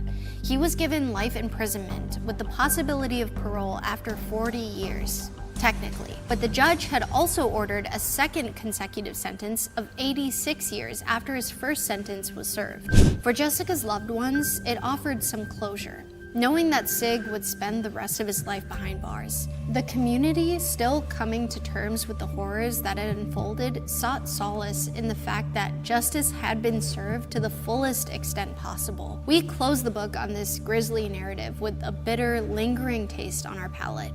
Jessica Ridgway, a girl whose dreams and hopes were brutally curtailed, becomes a beacon of an uncomfortable truth. Sometimes terror resides not just in hidden alleyways and shadowy corners, but can be nestled quietly in the boy next door, biding its time. Jessica's story, echoing through the snowy peaks of Colorado and reaching the far corners of our consciousness, is a stark reminder of the unsettling enigma that human nature can be. Despite the horror that Austin Sig brought into their lives, Jessica's family, friends, and the wider community of Westminster stood strong, their unity forming a barrier against the wave of fear that had threatened to consume them. Our justice system, while not perfect, can bring some measure of solace in the wake of such heinous crimes. Sig, the quiet teenager who harbored dark fantasies, now finds himself trapped within the confines of a prison cell, a grim echo of the freedom he denied Jessica. His confession, the DNA evidence, the meticulous work of investigators, all cogs in our justice system. As we bid goodbye, remember, Jessica Ridgway's spirit isn't defined by her tragic end, but by her vibrance in life. Join us next time on Killer Bites as we continue our journey into the human psyche's shadowy recesses to serve you the darkest dishes of true crime. Until then, I'm Brandy. Thank you for watching Killer Bites. See you next time.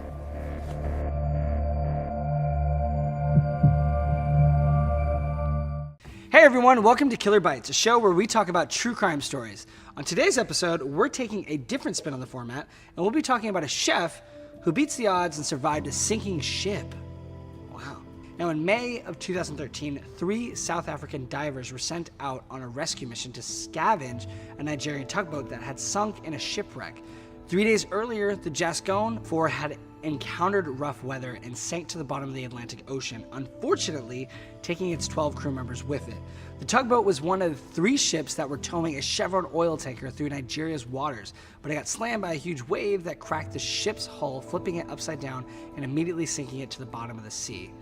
The divers were sent out to retrieve the bodies as well as anything of value that they could recover from the ship. While a nightmare for any of us, this was just another day of work for the rescue divers as they donned their gear and mentally prepared themselves to see some underwater corpses.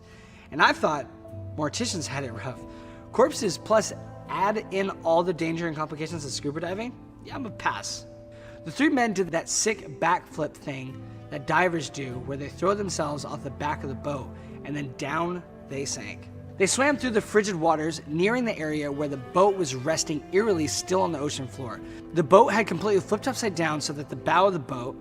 Ooh, you see how I knew that? I do my research. The bow of the ship was resting on the floor and the stern of the ship was pointing upwards. And that's because the wheelhouse, which is the little top looky-outy part on the top of the boat, was also resting on the floor. So the boat was like at an angle kind of like this, or like this. So the divers swam over to it with the flashlights out and drifted through the cabin spaces looking for bodies. The divers had body cams and microphones on them as well and were recording everything they saw for the investigation later. The divers came across 4 different crew members' bodies already who had become fish food and were now heading towards the cabins that were located near the stern for any others.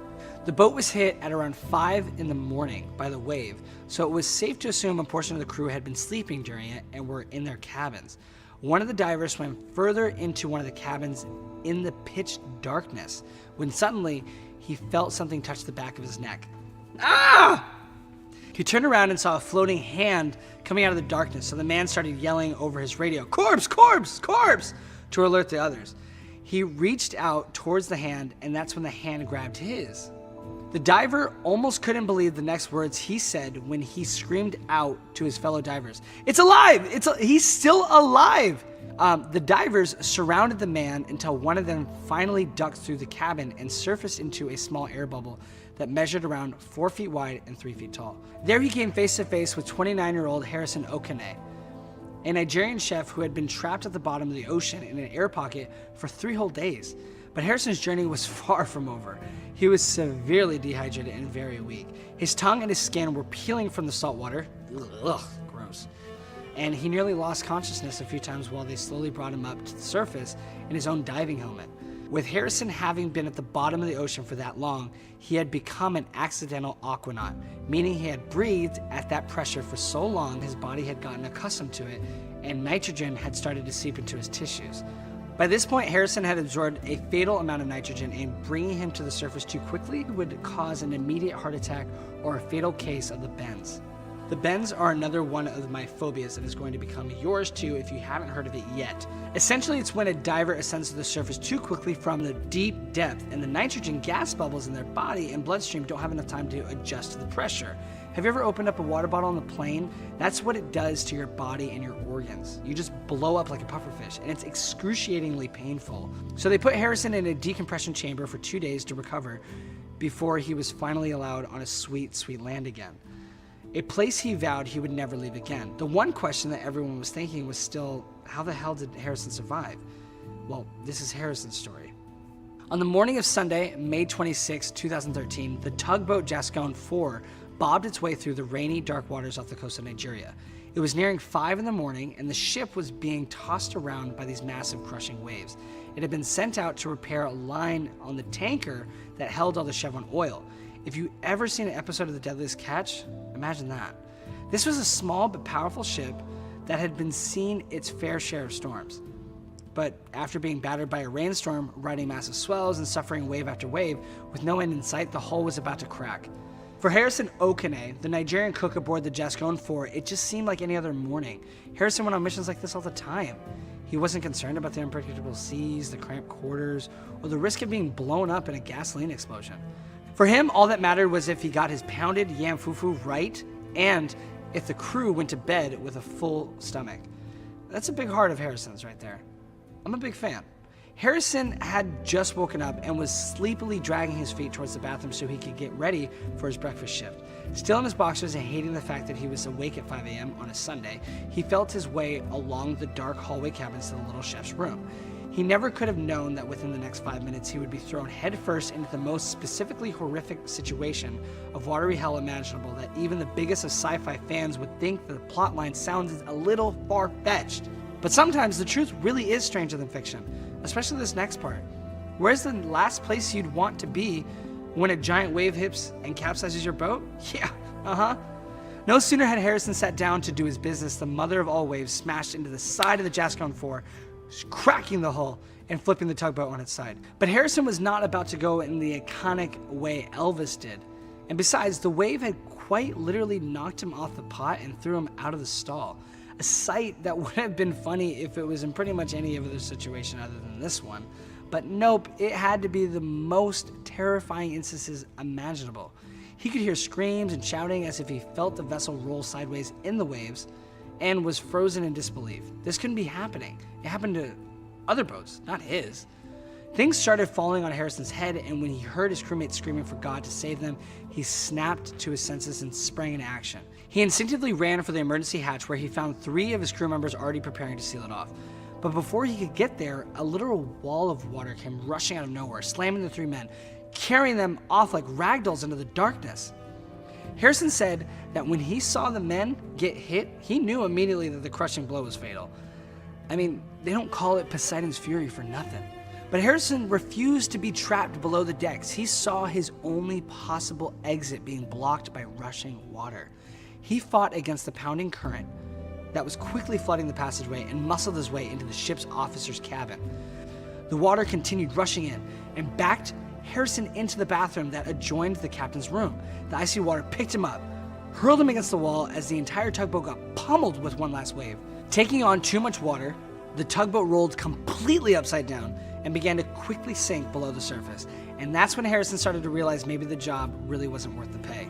Harrison, vowing he'd live to see another day, swam towards the ceiling of the cabin, which he had technically been the floor, but remember the boat was like upside down, upside down, 45-degree angle.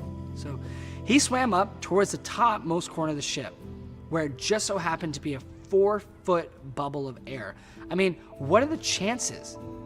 But his nightmare was far from over. I mean, he grabbed onto the base of the overturned sink and held his head above the water as he felt the ship sink further and further into the depths of the Atlantic Ocean. After falling for what it felt like ages, he felt the boat come to a rest on the bottom of the ocean floor, nearly 100 feet down.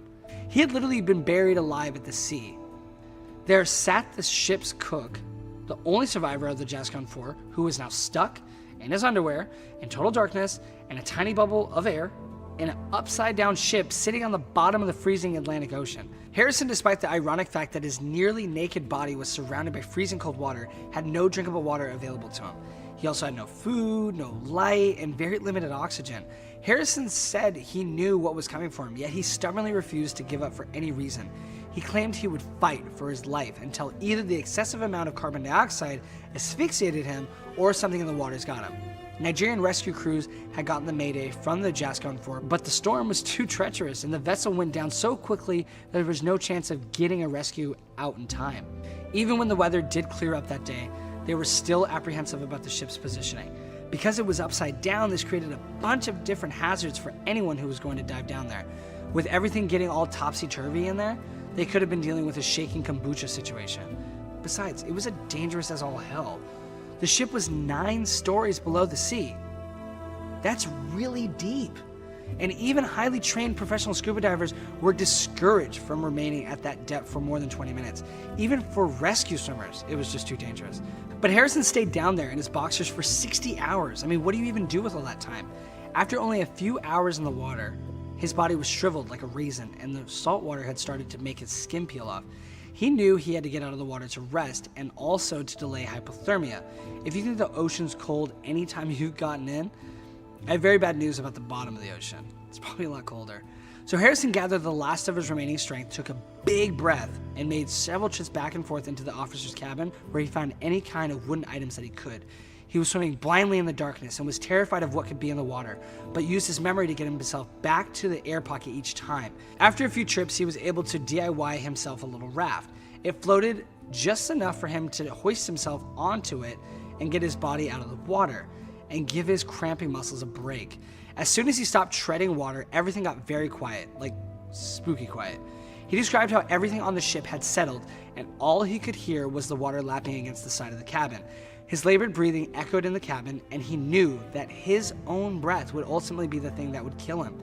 But as he floated there and the hours dragged on and he was suddenly overwhelmed by a new sound, a weird plucking, crunching sound. To his horror, he realized that he was listening to the sound of his crew members' bodies being scavenged and eaten by different sea creatures. You know, sea creatures that he couldn't see because he was in the dark. As the minutes turned to hours, and hours turned into more hours while he floated in the dark, the horror of his situation finally started to sink in. He did what any of us would do at a time like that and prayed. Harrison said he cried and called on Jesus to rescue him and that he made a pact with him. He said if Jesus would save him, he'd vow he would never set foot in the ocean again. For 60 hours, Harrison prayed for some sort of light and that he would be rescued. Eventually, Harrison heard a metallic tapping coming from somewhere in the ship, just as the rescue divers were entering the wreck, and he knew immediately it had to be divers. Harrison jumped off his raft and dove into the black, murky waters, ripping the faucet off of the sink. Using what little strength he could muster, he began slamming it against the ceiling as hard as he could, hoping to alert the divers before they took off. A few minutes later, he saw a flashlight go down a hallway, and it was the first time he'd seen a light in 3 days. I mean, how do you even know what's real at this point? I feel like after a few hours, I wouldn't be able to tell if I was awake or asleep. I mean, it could all be one endless nightmare. Harrison knew this was his chance at rescue, but the diver had swam away as quickly as he'd entered and was on the wrong side of the cabin from Harrison, so he didn't see him. Harrison held his breath and swam towards the light, trying to trail the diver, but he couldn't get to him and he was running out of breath, so he reluctantly had to swim back. For half a second, Harrison thought he'd missed his one and only chance. But when the diver came back, this time Harrison swam out to him and waved. But the diver couldn't see him. Finally, Harrison said he tried to think of the best way to alert him but not terrify him, so he tapped the diver on the neck. Yeah, no doubt this guy was going to get the fright of his life. No matter how you did it, I mean, but I think a tap is a nice kind, it's kind of a polite way, I guess. I mean, it's not bad. The diver turned around and saw Harrison's hand floating towards him out of the darkness, which was when he started yelling, "Corpse!" to alert the rescue vessel. But when Harrison grabbed the diver's hand and squeezed it, he said he could hear the diver screaming that he was alive. I'll bet he definitely had that wetsuit dry cleaned. Harrison said when the diver emerged into his pocket of air, his home and prison for the last 3 days, it was surreal. The diver gave Harrison some water, and Harrison remarked, "I knew when he gave me water, he was observing me to see if I'm really human because he was afraid." Yeah, no kidding. Literally no one is supposed to survive at that kind of pressure. Harrison was a nautical miracle. The diver used some hot water to warm Harrison up a bit and stuck a diving helmet on his head and guided him to the driving bell. 62 hours after his ship had capsized, the exhausted, starving, and dehydrated Harrison used his last ounce of strength to swim away from the wreckage. I hope while he was swimming, he was able to give the ship one last one of these, one of those, Yeesh. The bell slowly and safely brought Harrison to the surface, where he spent his 2 days in the decompression chamber before he was given his land legs back. His 62-hour ordeal was believed to be the longest any human being has ever survived being trapped underwater. Unfortunately, an experience like this does come with some major life setbacks. Like Harrison says, he deals with a lot of survivor's grief and PTSD. Harrison had assumed some of his crew had made it to the surface, and when he found out he was the only ship's survivor, he was inconsolable. Oh, and when he told his rescue story at his church, the pastor asked him if he had used black magic to survive. Wow. Okay, I know it's an incredible story, but really, dude, come on. Harrison said he was in a complete disbelief and couldn't believe a man of God would ask him such a thing. But his community in Nigeria was very superstitious, and he was too afraid to go to his colleague's funeral out of fear of their families. He said he feared the reactions and didn't want anyone to wonder why he was the one to survive. That's so horrible. And Harrison didn't walk away completely unscathed. His wife said he still suffers nightmares, and sometimes at night he'll wake up screaming that the bed is sinking and that they're at sea and they need to get out. However, the fact that Harrison walked away without any life-altering injuries and survived is a miracle in and of itself and not to be taken for granted. Harrison said he plans to write a book about his ordeal, and I will happily be putting my name on that waiting list when the time comes. And in 2018, Harrison posted an update to his personal YouTube channel where he talked about doing one thing that he swore he'd never do again: go back in the ocean. He said that he never planned to do it, but then he decided to face his fear once and for all when the diving company he'd rescued him offered him a free scuba diving course. He proudly said that he's been commercial diving since 2015 and even won an award from the Diving Rescue Company in South Africa with the title Bravest Chef Award. Being buried alive is anyone's worst nightmare, but being buried alive at the bottom of the sea, well, that's just a whole different level of suffering, isn't it? Fun fact, Harrison's ordeal landed him a spot on the Wikipedia page for Aquanaut. What did you know? If you scroll to the bottom, there's a tiny section that credits him as the accidental Aquanaut. Despite the honorary title, I don't think that's what Harrison Okene ever envisioned for himself when he became the cook for the Jascon 4. And guys, thank you so much for watching, and we'll catch you guys in the next one.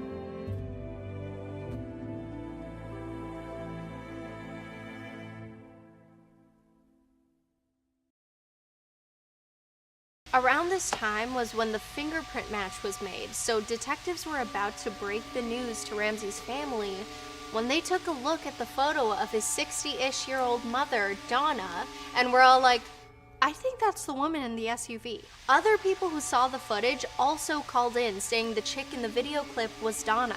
Yo, did this mom really do that to her own son? I cannot believe this. So Donna reported Ramsey missing in January of 2014. She claimed to have not seen her son for about a day, but neighbors told investigators they hadn't seen Ramsey for days before Donna reported him missing. They also said they smelled a strong chemically bleach-like odor coming from the condo Ramsey and Donna were sharing. Oh shoot. Well, after it was confirmed that Donna was the woman from the surveillance footage, and she matched the description that multiple witnesses gave of the person seen dumping the bags with Ramsey's remains in them, she was arrested. This is insane. And why didn't she try a little bit harder to be more discreet? Not that I want detectives to have to work super hard to find the perp, but you'd think this woman would be a little bit smarter about covering up the crime. Detectives asked if Ramsey had any friends in St. Clair County, and she said, not really. So then they asked her the last time she was in that area. Donna replied, I had a patient up there a couple years ago. Just to fill you in, Donna worked as an in-home nurse for quite a while, so she was probably referring to one of the patients she took care of while working that job. But here's the tea. Donna was caught on camera at a gas station in St. Clair County just one day before she was questioned. So that meant she straight up lied to these detectives, and her case was already looking real bad. After Donna lied to the interviewer about the last time she went to that area, he literally said, "Well, I'm a little confused. I know you were in St. Clair County yesterday." Donna said, "No." And then another detective chimed in and said, "Would it help if you looked at the pictures?" Mic drop. One of the detectives then showed Donna the photos of her at the gas station. At that point, there was no escaping for Donna, but boy did she try. She confirmed that she was the woman in the photo, and then told the interviewers that she must have been driving around looking for Ramsey and didn't realize where she was. Have you heard of a GPS? A map? Street signs? In an effort to get more information from Donna and maybe even a confession, one of the interviewers said, "We know you're not a bad person. I think you're just a tired person who's been dealing with a son with severe mental issues. That wears. I couldn't do it." Okay, if Donna really did snuff her son and chop him up, I definitely think she's a bad person. Anyone else? Even though the interviewer was trying to be all sly about getting something out of Donna, she knew exactly what was going on and replied, "I didn't kill my son." Dang, sis, way to cut straight to the chase. Although she denied committing the act, Donna was still charged with the dismemberment and removal of Ramsey's body. But at that point, she didn't face any execution charges because the autopsy report hadn't been completed yet. Once investigators were able to get search warrants for the Scrivo condo and cars, Donna had already gotten rid of both her and Ramsey's cars. Be a little more obvious, sweetie. Apparently, Donna donated the cars to a charity, but officers were able to retrieve them and search them, where they found evidence of Ramsey's fluid. Shocker. When it was time to look through the condo Donna and Ramsey were staying in, the detectives were met with an overpowering bleach smell, just like the neighbors had mentioned. During the investigation, officials found more evidence of Ramsey's fluid all throughout the place, but the most suspicious evidence was found in the bathtub, where there were burn marks and fluid stains. The perfect place to dismember and burn a body. There was DNA recovered from the Coke bottle that was discarded in one of the bags on the side of the road, and after comparing that sample against Donna's DNA, it was a match. Even still, investigators found no other DNA evidence from Donna on the body or vice versa, but there was plenty of other dirt against Donna. On the 27th, it was confirmed that Donna bought an electric jigsaw at a hardware store. She went back later that day because she was having issues getting it to charge. Why so urgent, Donna? Later on in the investigation, there were some issues in matching the serial number of the saw Donna bought to the one officers found at the crime scene.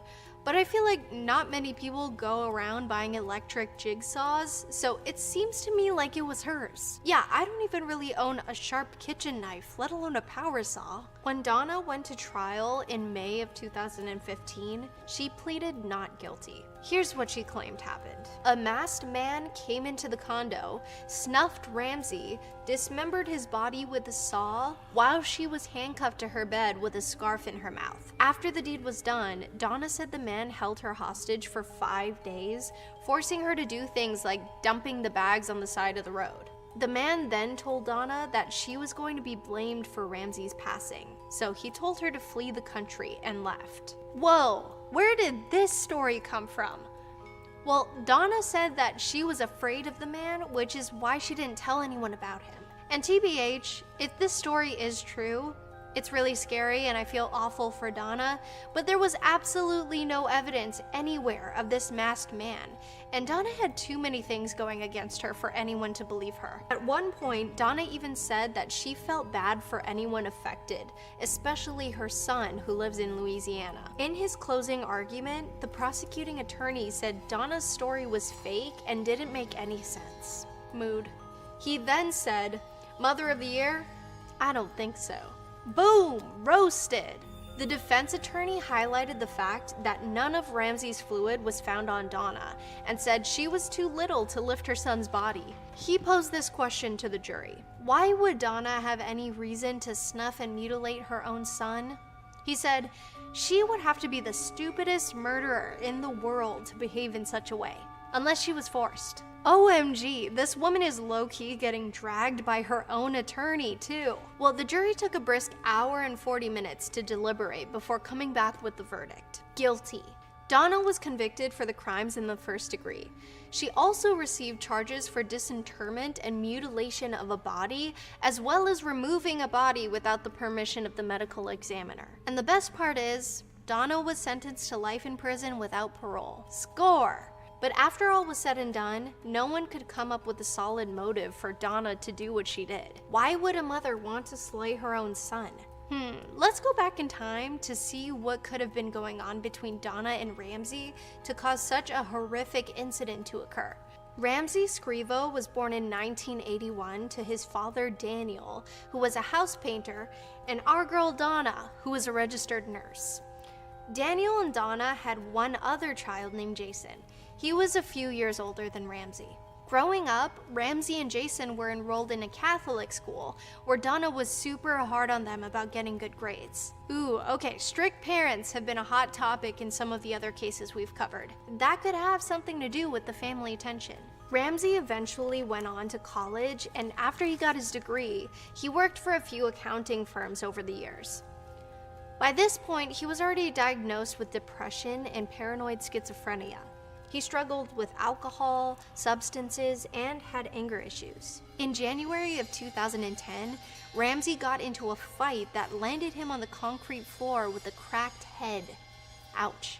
After this incident, Ramsey had trouble focusing and developed anxiety. He was also charged for assault and was assigned a probation worker who monitored Ramsey very closely. He left his corporate job and started working for his dad's painting business before getting a job in construction and then starting his own landscaping business. Ramsey was given meds for his anxiety, but refused to take them because he felt like he didn't need them. But in May of 2013, Ramsey's dad, Daniel, passed away from a terminal illness. This was hard on everyone in the family, but especially Ramsey, who was very close to his dad. Ramsey even expressed his intentions to take his own life following the passing of his dad. According to Ramsey, if his dad goes, he goes. That day, Donna realized a bottle of morphine was missing, and she swore Ramsey took it and was planning to OD, so she took him to the hospital. Once there, doctors diagnosed Ramsey with psychosis and determined he was a danger to himself and others. But apparently, there were no signs of morphine in Ramsey's toxicology reports. What is going on here? Donna filed to be Ramsey's temporary legal guardian and was approved, which basically meant she'd be making all decisions for Ramsey. A few months later, a fire broke out at the Scrivo home. Donna made it out, but apparently she didn't even try to help get Ramsey out or care that he was still in there. Once firefighters got there, they were able to get Ramsey out and mentioned that it seemed like he was on some sort of drowsy medication. And they found out that the fire was started in the basement where Ramsey slept. A lot of neighbors found it odd that Donna saved herself and didn't care that Ramsey was still in there. That, on top of the alleged medication Ramsey was on, and the location where the fire was started, made this whole thing super suspicious. But there was no proof that Donna started it, so no charges were made. Well, after the fire incident, Donna moved into Ramsey's condo with him. Ramsey actually bought the condo 8 years earlier and never moved in due to renovations he was making that were then called off. LOL, me anytime I start a project. Anyway, they both started living in this condo, and during that period, Ramsey was getting worse. Or, he was at least getting worse according to Donna. In September, Ramsey thought someone put a speaker inside his tooth and was talking to him, so he literally ripped out one of his crowns. Ow! That same month, Ramsey was sent to the hospital where doctors confirmed Ramsey had paranoia. But psychiatrists eventually determined that he was no longer a danger to himself or others, and he actually started staying on top of his medication, getting his life back on track. In June of 2013, Ramsey planned to go to court to terminate his mother's legal guardianship within the next several months. Ugh. All this back and forth had to be tough on Ramsey and his family. But even though this all sounds like a mess, Ramsey and Donna seemed to be pretty tight. Ramsey even shared one of those chain Facebook posts that said, "I love my mom. For all of you that aren't too proud to say you love your moms for helping you be the greatest person you are today, please copy and paste this onto your profile, LOL. Those chain posts and emails used to get to me too. Even though Ramsey and Donna seemed to have a close bond, there was clearly something else going on between them. From the days of Donna cracking down on Ramsey for getting bad grades due to the pressure she placed on him throughout his professional career, I'm sure Ramsey resented his mom a bit for holding him to such high standards. And once he started battling with mental illness and using substances, that probably drove an even bigger wedge between the two. So by the time Donna started making all of these accusations about Ramsey, claiming he was mentally incompetent and blaming him for stealing the morphine, there must have been no real trust left in the relationship. According to close relatives, Ramsey's dad, Daniel, basically protected Ramsey from his mother. He always had his back and seemed to be much more supportive of him than Donna. When Daniel passed away, that's when things with Ramsey and Donna got exponentially worse. But none of this explicitly explains why Donna decided to end Ramsey's life just like that. Sometimes parents and children fight, but for it to get that bad without anyone really knowing? That's pretty intense. You know, with crimes like these, it's not always one clear answer for the motive. Ramsey had a tough go in life, and his mom was far from supportive, but when the time came for her to step in as legal guardian, she was all for controlling his every move. So maybe when Ramsey started to level out and made plans to terminate his mother's guardianship, Donna freaked out and bought a saw? That's the only thing I can come up with. Well, I can also come up with a pretty darn good dumpling recipe, which I'm about to test right now. On that note, I'm sure I'll see you with another crazy story in no time. Thanks for watching!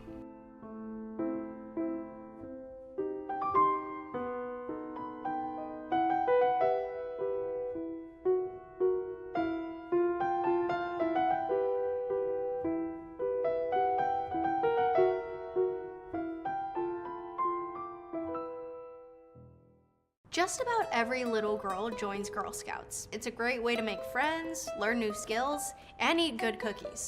Like really good cookies. But little girls may think twice about joining if they knew what happened in June 1977. 3 young Girl Scouts were at a camp in Oklahoma when their trip got cut short. They were brutally attacked and executed on their first day at camp. The 3 girls were then stuffed in sleeping bags and dumped outside for a counselor to find the next morning. So Camp Scott was a super popular Girl Scout summer camp right outside of Tulsa, Oklahoma. In April of 1977, 2 months before the big incident, one of the camp counselor's tents was ransacked during a training session.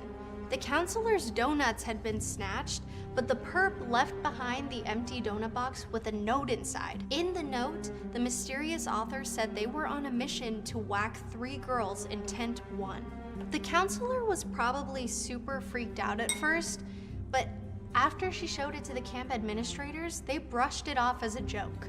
Kids definitely play some mean pranks at camp, so I could see why they would think that, but still, I feel like it's a bit concerning that someone left a threatening note like that. And they stole the girls' donuts? Oh, hell no. Let's fast forward to June 12th, aka opening day for the first session at Camp Scott. Over 100 girls were dropped off for what they thought would be 2 weeks of fun in the great outdoors. Keyword, thought. One of the counselors noticed a little girl who was extremely quiet. It was 9-year-old Denise Milner. Apparently it was Denise's first time at camp, and she was the only African-American girl there, so she was super nervous.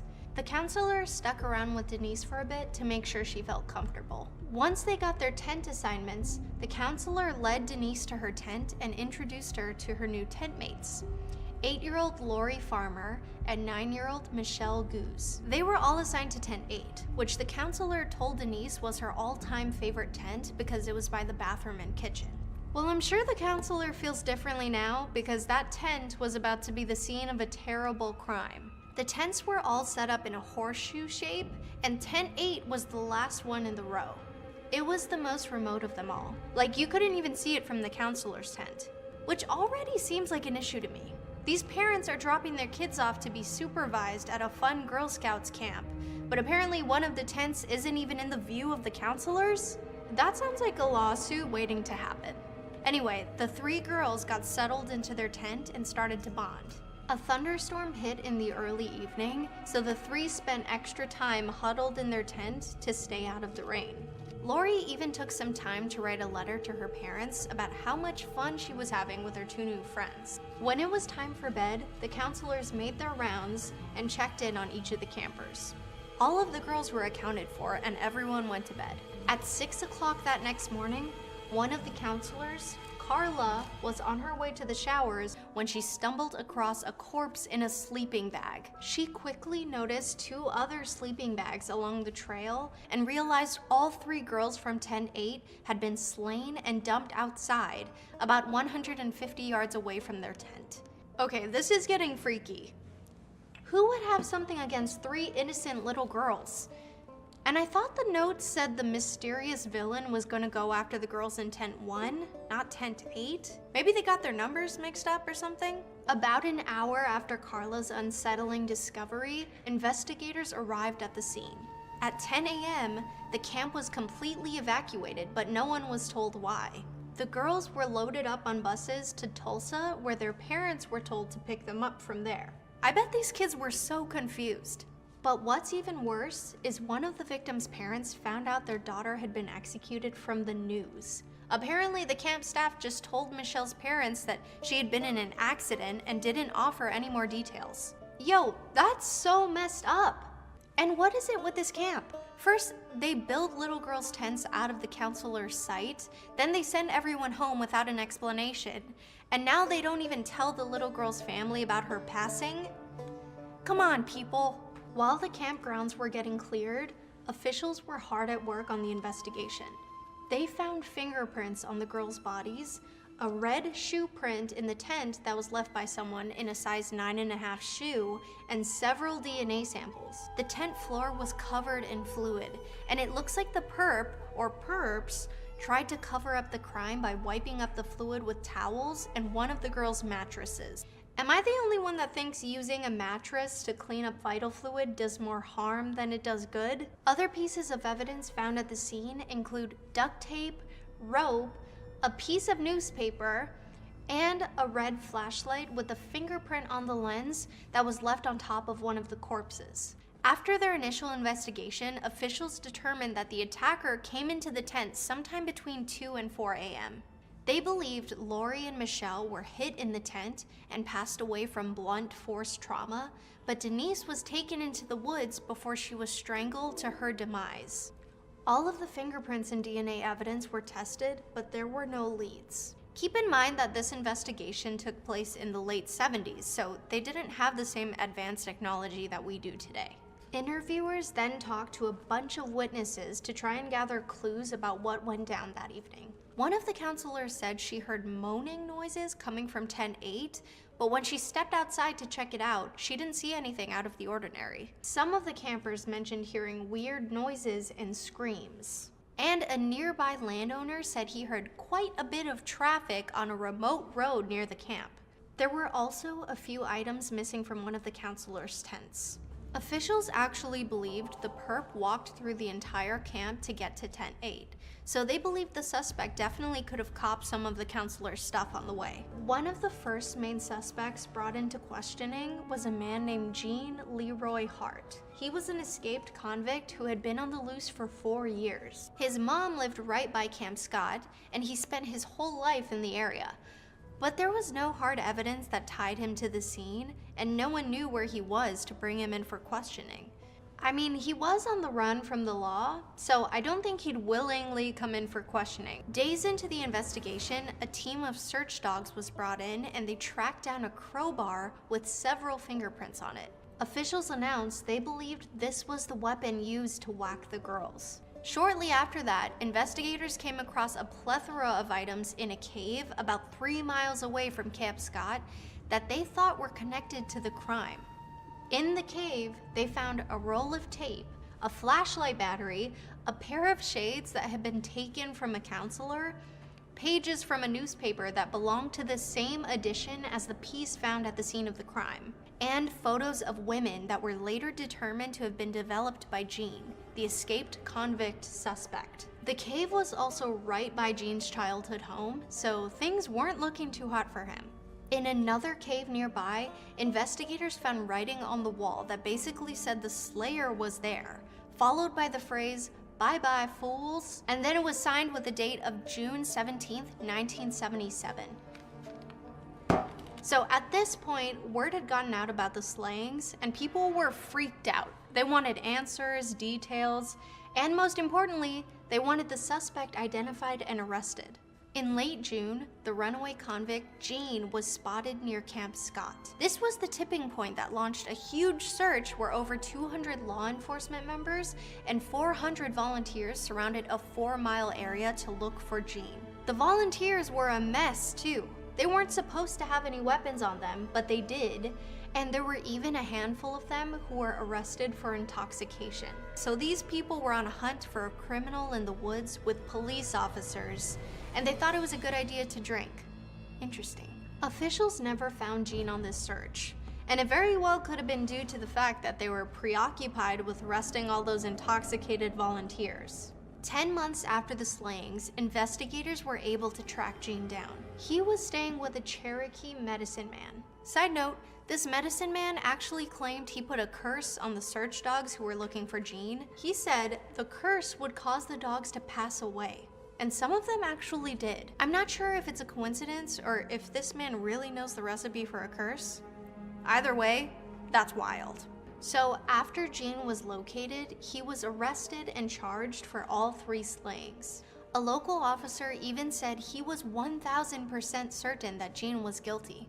But at his trial, Jean's lawyer claimed the real perp was a guy named William.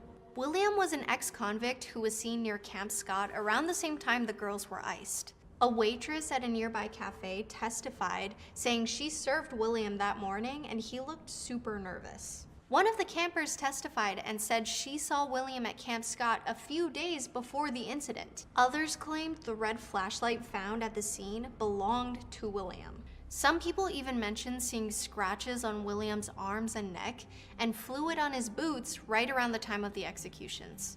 And one of his friends claimed William got buzzed one day and confessed to the crime in confidence. So let's go back to the evidence. There were 5 different DNA samples collected at the scene.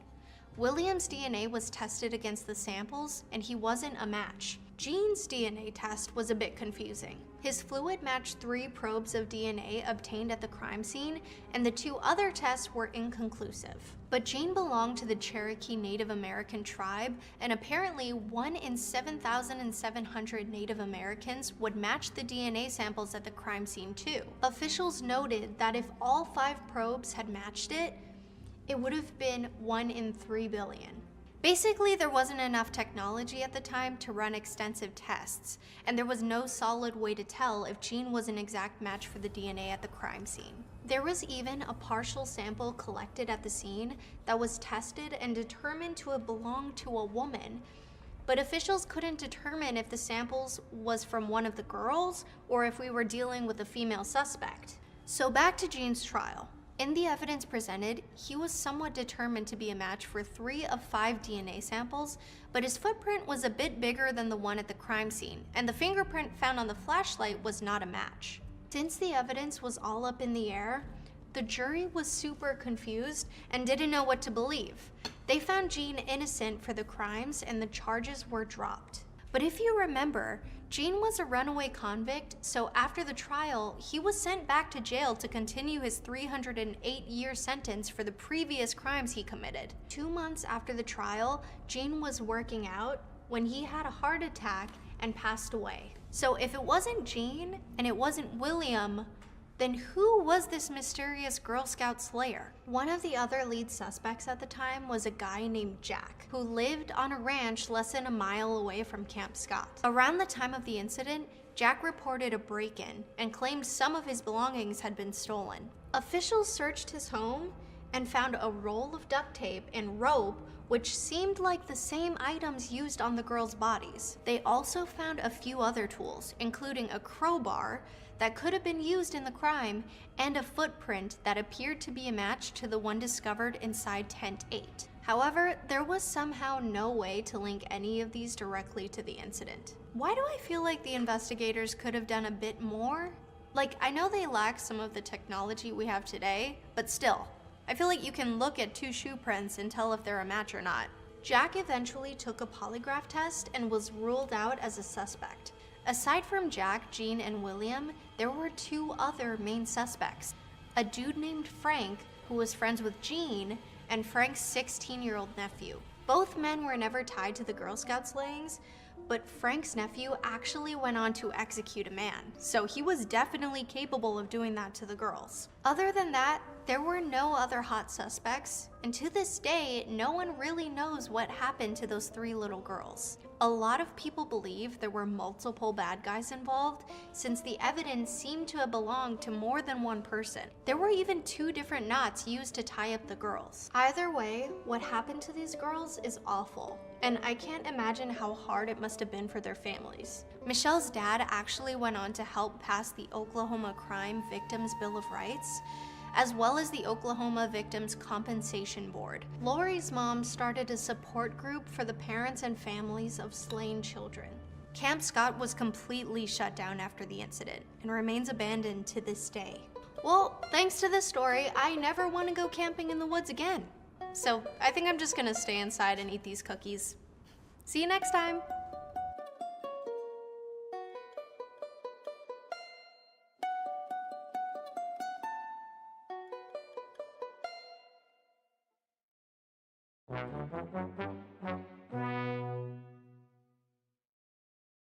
MAURA Murray was a 21-year-old nursing student who disappeared in New Hampshire on February 9th, 2004. When MAURA mysteriously left campus and crashed her car, it was as if she'd simply up and vanished. 17 years have passed, and with no evidence, no clues, and no body, the question still remains. What happened to MAURA? So MAURA Murray was a nursing student at the University of Massachusetts. On February 6th, 2004, 3 days before she disappeared, MAURA received a phone call at work around 1 a.m. that her coworkers say really had her shook. In fact, her supervisor had to escort her back to her college dorm because he was worried about her. MAURA told her supervisor the call was from her sister, but that's all she really mentioned. 2 days later, at 3:30 a.m., MAURA crashed her father's new Toyota, which apparently cost thousands of dollars worth of damage to the vehicle. Oof, that sucks. But here's where it started to get spooky. On February 9th, MAURA emailed her professors and work supervisor at the nursing school that there was a loss in the family and she would be leaving town. But according to her family, this wasn't true. Everyone was very much alive and well. Wait, what? So MAURA had definitely made a plan to leave and even told people about it. But what was the real reason why? Around 3:15 p.m., MAURA was seen on security footage taking out $280 from an ATM and stopping by a bottle shop to purchase some spirits for herself. In this footage, she is completely alone. They presumed MAURA then drove north. Detectives didn't have her movements for a couple of hours until that night when she was spotted again. This time by a school bus driver who stopped to help her. The driver said he saw MAURA in her car, which she had crashed into a snowbank on the side of a dark, winding back road. Oh no, not again. Was it possible MAURA was going through a mental health crisis and that the crash was done on purpose? Or maybe this really was just an unlucky girl who couldn't catch a break. The driver asked if he needed her to call the police, and she said no.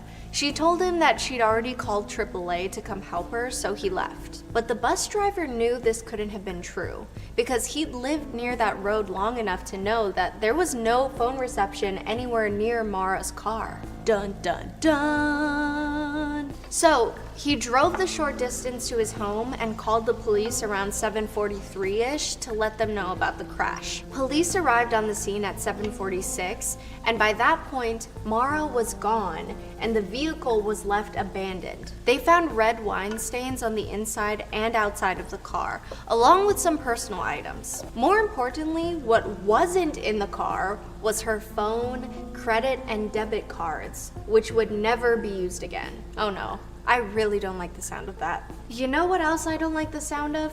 There were reports from passersby that contradict each other. A few people say they saw her alone in the car, while others say they saw someone else with her in the car. The case is so mysterious, it almost feels like anything is possible. On February 10th, MAURA became an official missing person after a full 24 hours of not being seen or heard from by anyone. That day, MAURA's dad got a voicemail saying his daughter's car had been found abandoned. Family, friends, officers, and local wildlife experts began searching the area. A dog picked up one of MAURA's gloves 100 yards east of where her car had been found, but after that, the dog lost the scent. This led police to believe she had left the scene in another car. MAURA's boyfriend was interrogated, but they realized he was just as concerned and in the dark as everyone else, so he was quickly ruled out as a suspect. But MAURA's boyfriend did bring up something strange that happened to him on the night MAURA went missing. While on his flight to Haverhill to look for MAURA, he had gotten a voicemail while his phone had been turned off. The voicemail was a few seconds long, and it was only the sound of a female voice crying. And he described it as though someone was shivering and really cold, and then the message just ended. Police were able to trace this call to an AT&T calling card, and MAURA's mom was like, oh my god, I got MAURA 2 AT&T calling cards for Thanksgiving. So the police traced the calling card back to an American Red Cross in New Hampshire.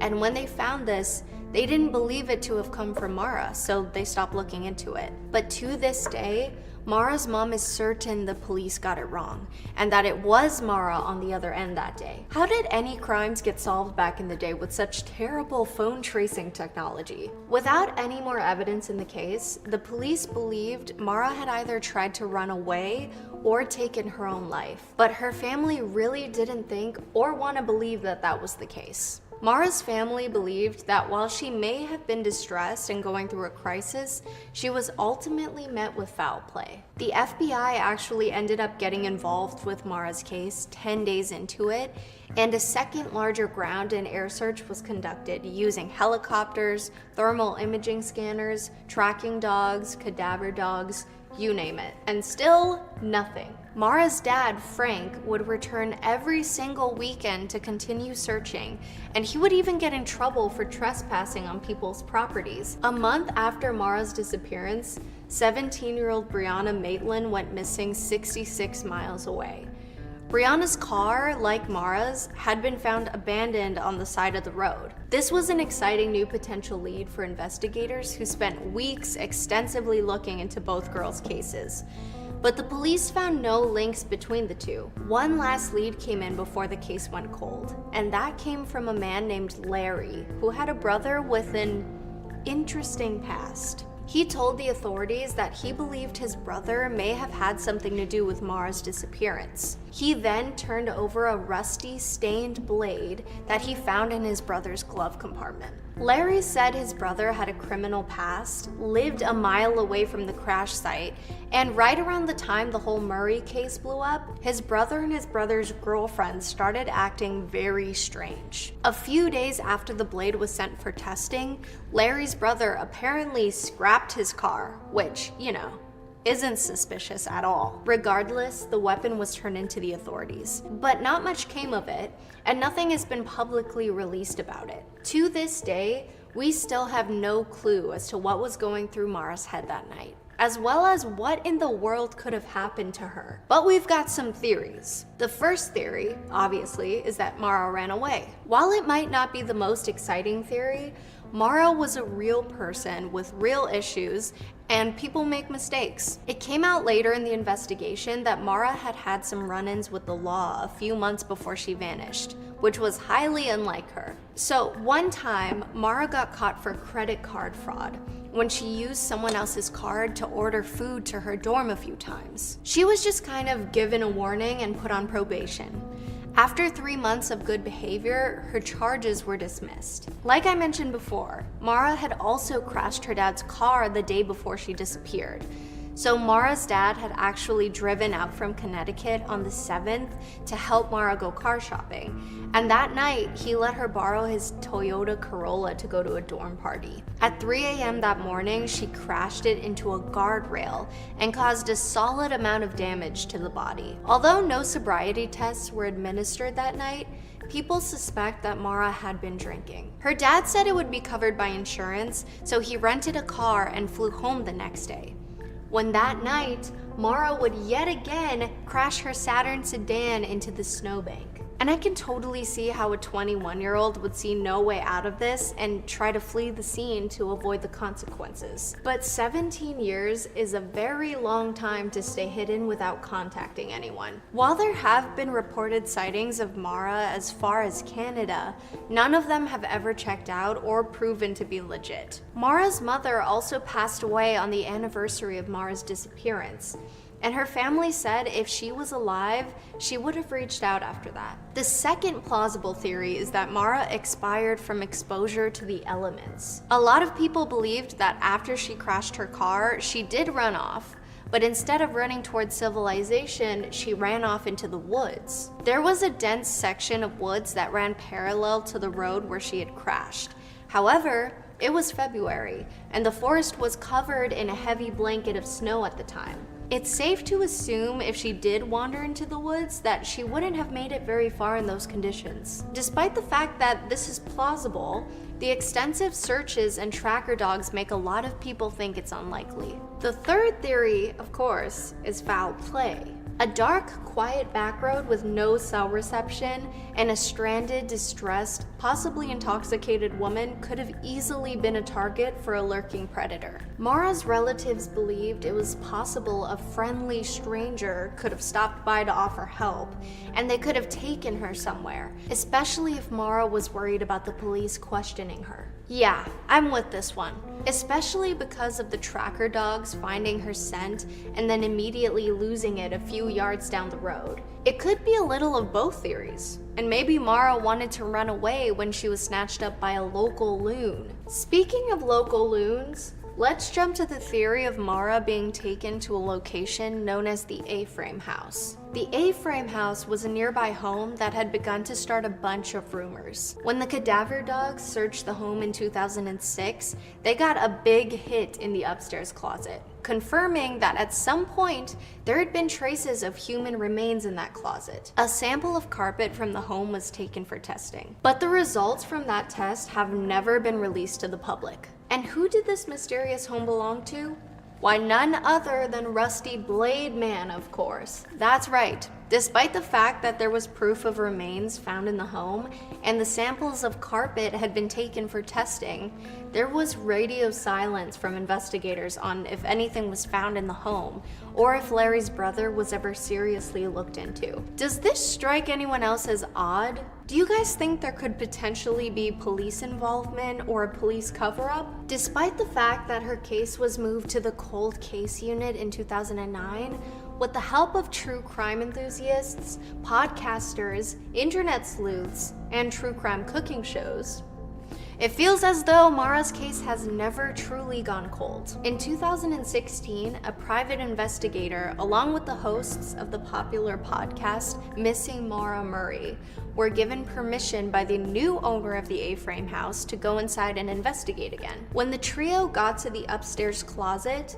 that the dogs got a hit from, they saw old red stains along the wooden panels inside. They took wood chips from the closet and sent them for testing, which proved that the stains came from a human. And not only that, but it came back as belonging to two different individuals. They turned this information into the police, but unfortunately the sample was so degraded that they weren't able to identify if the DNA belonged to MAURA. In April of that year, an excavation of the basement was performed, but ultimately nothing was found. Maura Murray's case has baffled the world for 2 decades, and I think what makes the case so difficult to understand is that no one knows where MAURA was heading that night or why. She'd been acting strange up until her disappearance, but no one could figure out why. Was she simply a teen going through a rebellious stage? Or maybe a depressed student who couldn't take the pressure anymore? Or did she know something that we still don't? and she packed up her dorm room and lied to her teachers in order to escape an unknown threat. Now that would be some spicy ramen. Thanks for watching.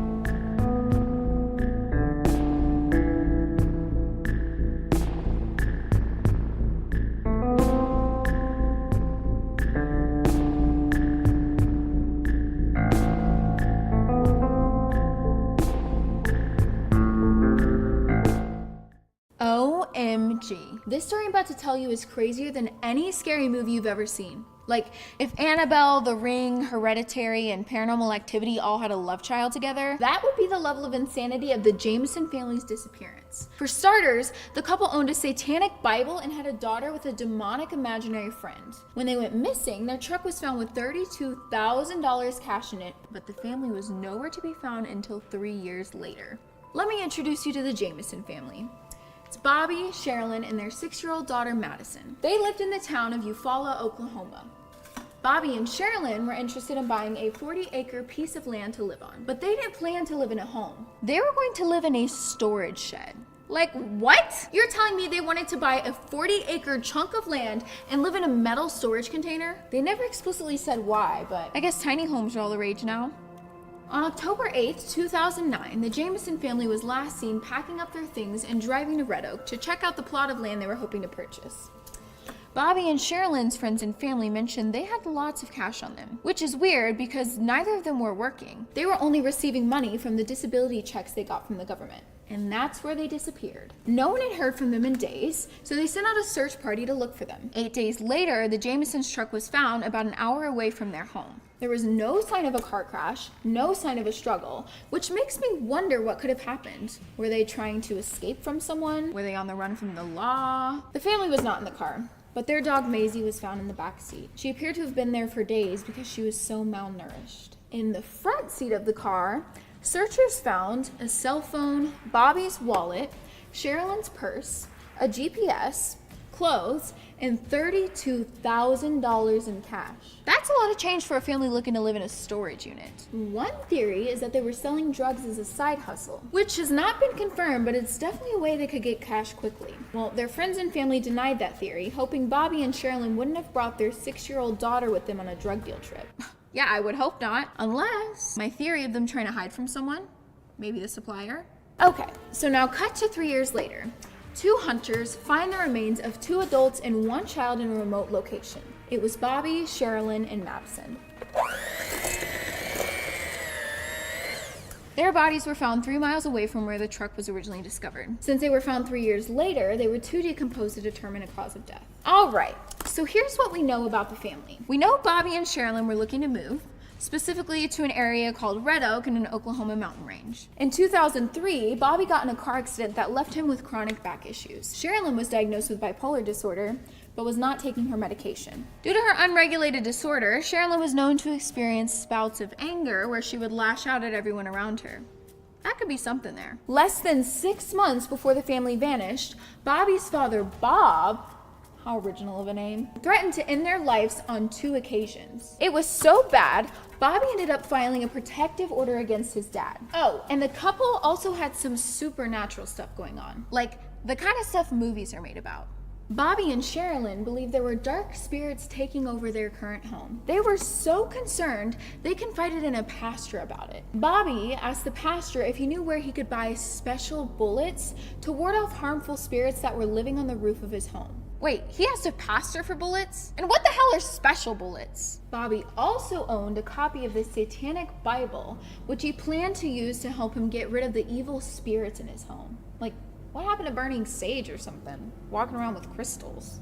Sherilyn's neighbors said that she thought she was a witch. She was sometimes seen performing seances and even spray painted self-protective messages on their storage container. You know, the one they were gonna live in on their 40-acre piece of land. One of the messages said, "Witches did not like it when their cats were killed." What? This is because she believes somebody was poisoning her black cats. Okay, black cats, like this is seriously a horror movie in the making right now. Oh, and their daughter, Madison, had an imaginary friend named Emily. Cute, right? Sherilyn believed Emily was a dark entity. JK, I take that back. But doesn't every little kid have imaginary friends? On the day of their disappearance, there was video footage recovered from their house. In the video, Bobby and Sherilyn are seen going back and forth between their house and truck packing up their things. Their movement was described as trance-like. They took about 20 trips to and from their car, but sometimes they didn't even have anything in their hands. Other times, they would just stop and stare off into the distance. Like, what is going on? You can't even make this up. Well, one of the items that Sherilyn packed was a brown briefcase that was never recovered by investigators. They also never recovered the small Glock that Sherilyn always kept in her car. The Glock is missing and the family is found lifeless. Seems like that could be related. Sadly, the remains were too far gone for examiners to tell what exactly happened. But hey, I can try to figure it out, right? Here are the main theories that the followers of the Jamison family's case came up with. They were members of a satanic cult, and the couple was on the cult's hit list. The couple was dealing drugs and found themselves in a bad exchange. They were knocked out by Bobby's dad, you know, the guy who threatened to take their lives not once but twice. But Bobby's dad ended up having an alibi and was ruled out as a suspect by the cops. A few other theories include they kidnapped their own daughter, they staged and executed their own demise, or they were taken out by a mysterious mountain man, or maybe Bigfoot. I'm sorry, but Emily appears to be missing from the theories. Yeah, remember their daughter Madison's dark entity imaginary friend? Has no one seen The Ring? The Grudge? Little ghost girls have been known to clap back. No, but seriously, we don't know what the truth is, and we may never find out. But an innocent family inexplicably died for no reason. And just because they're Satan worshippers, there's no proof they hurt one another. Let's just take a second to say rest in peace to them. Thanks for watching, guys. And don't kill any of your neighbor's black cats, because you never know.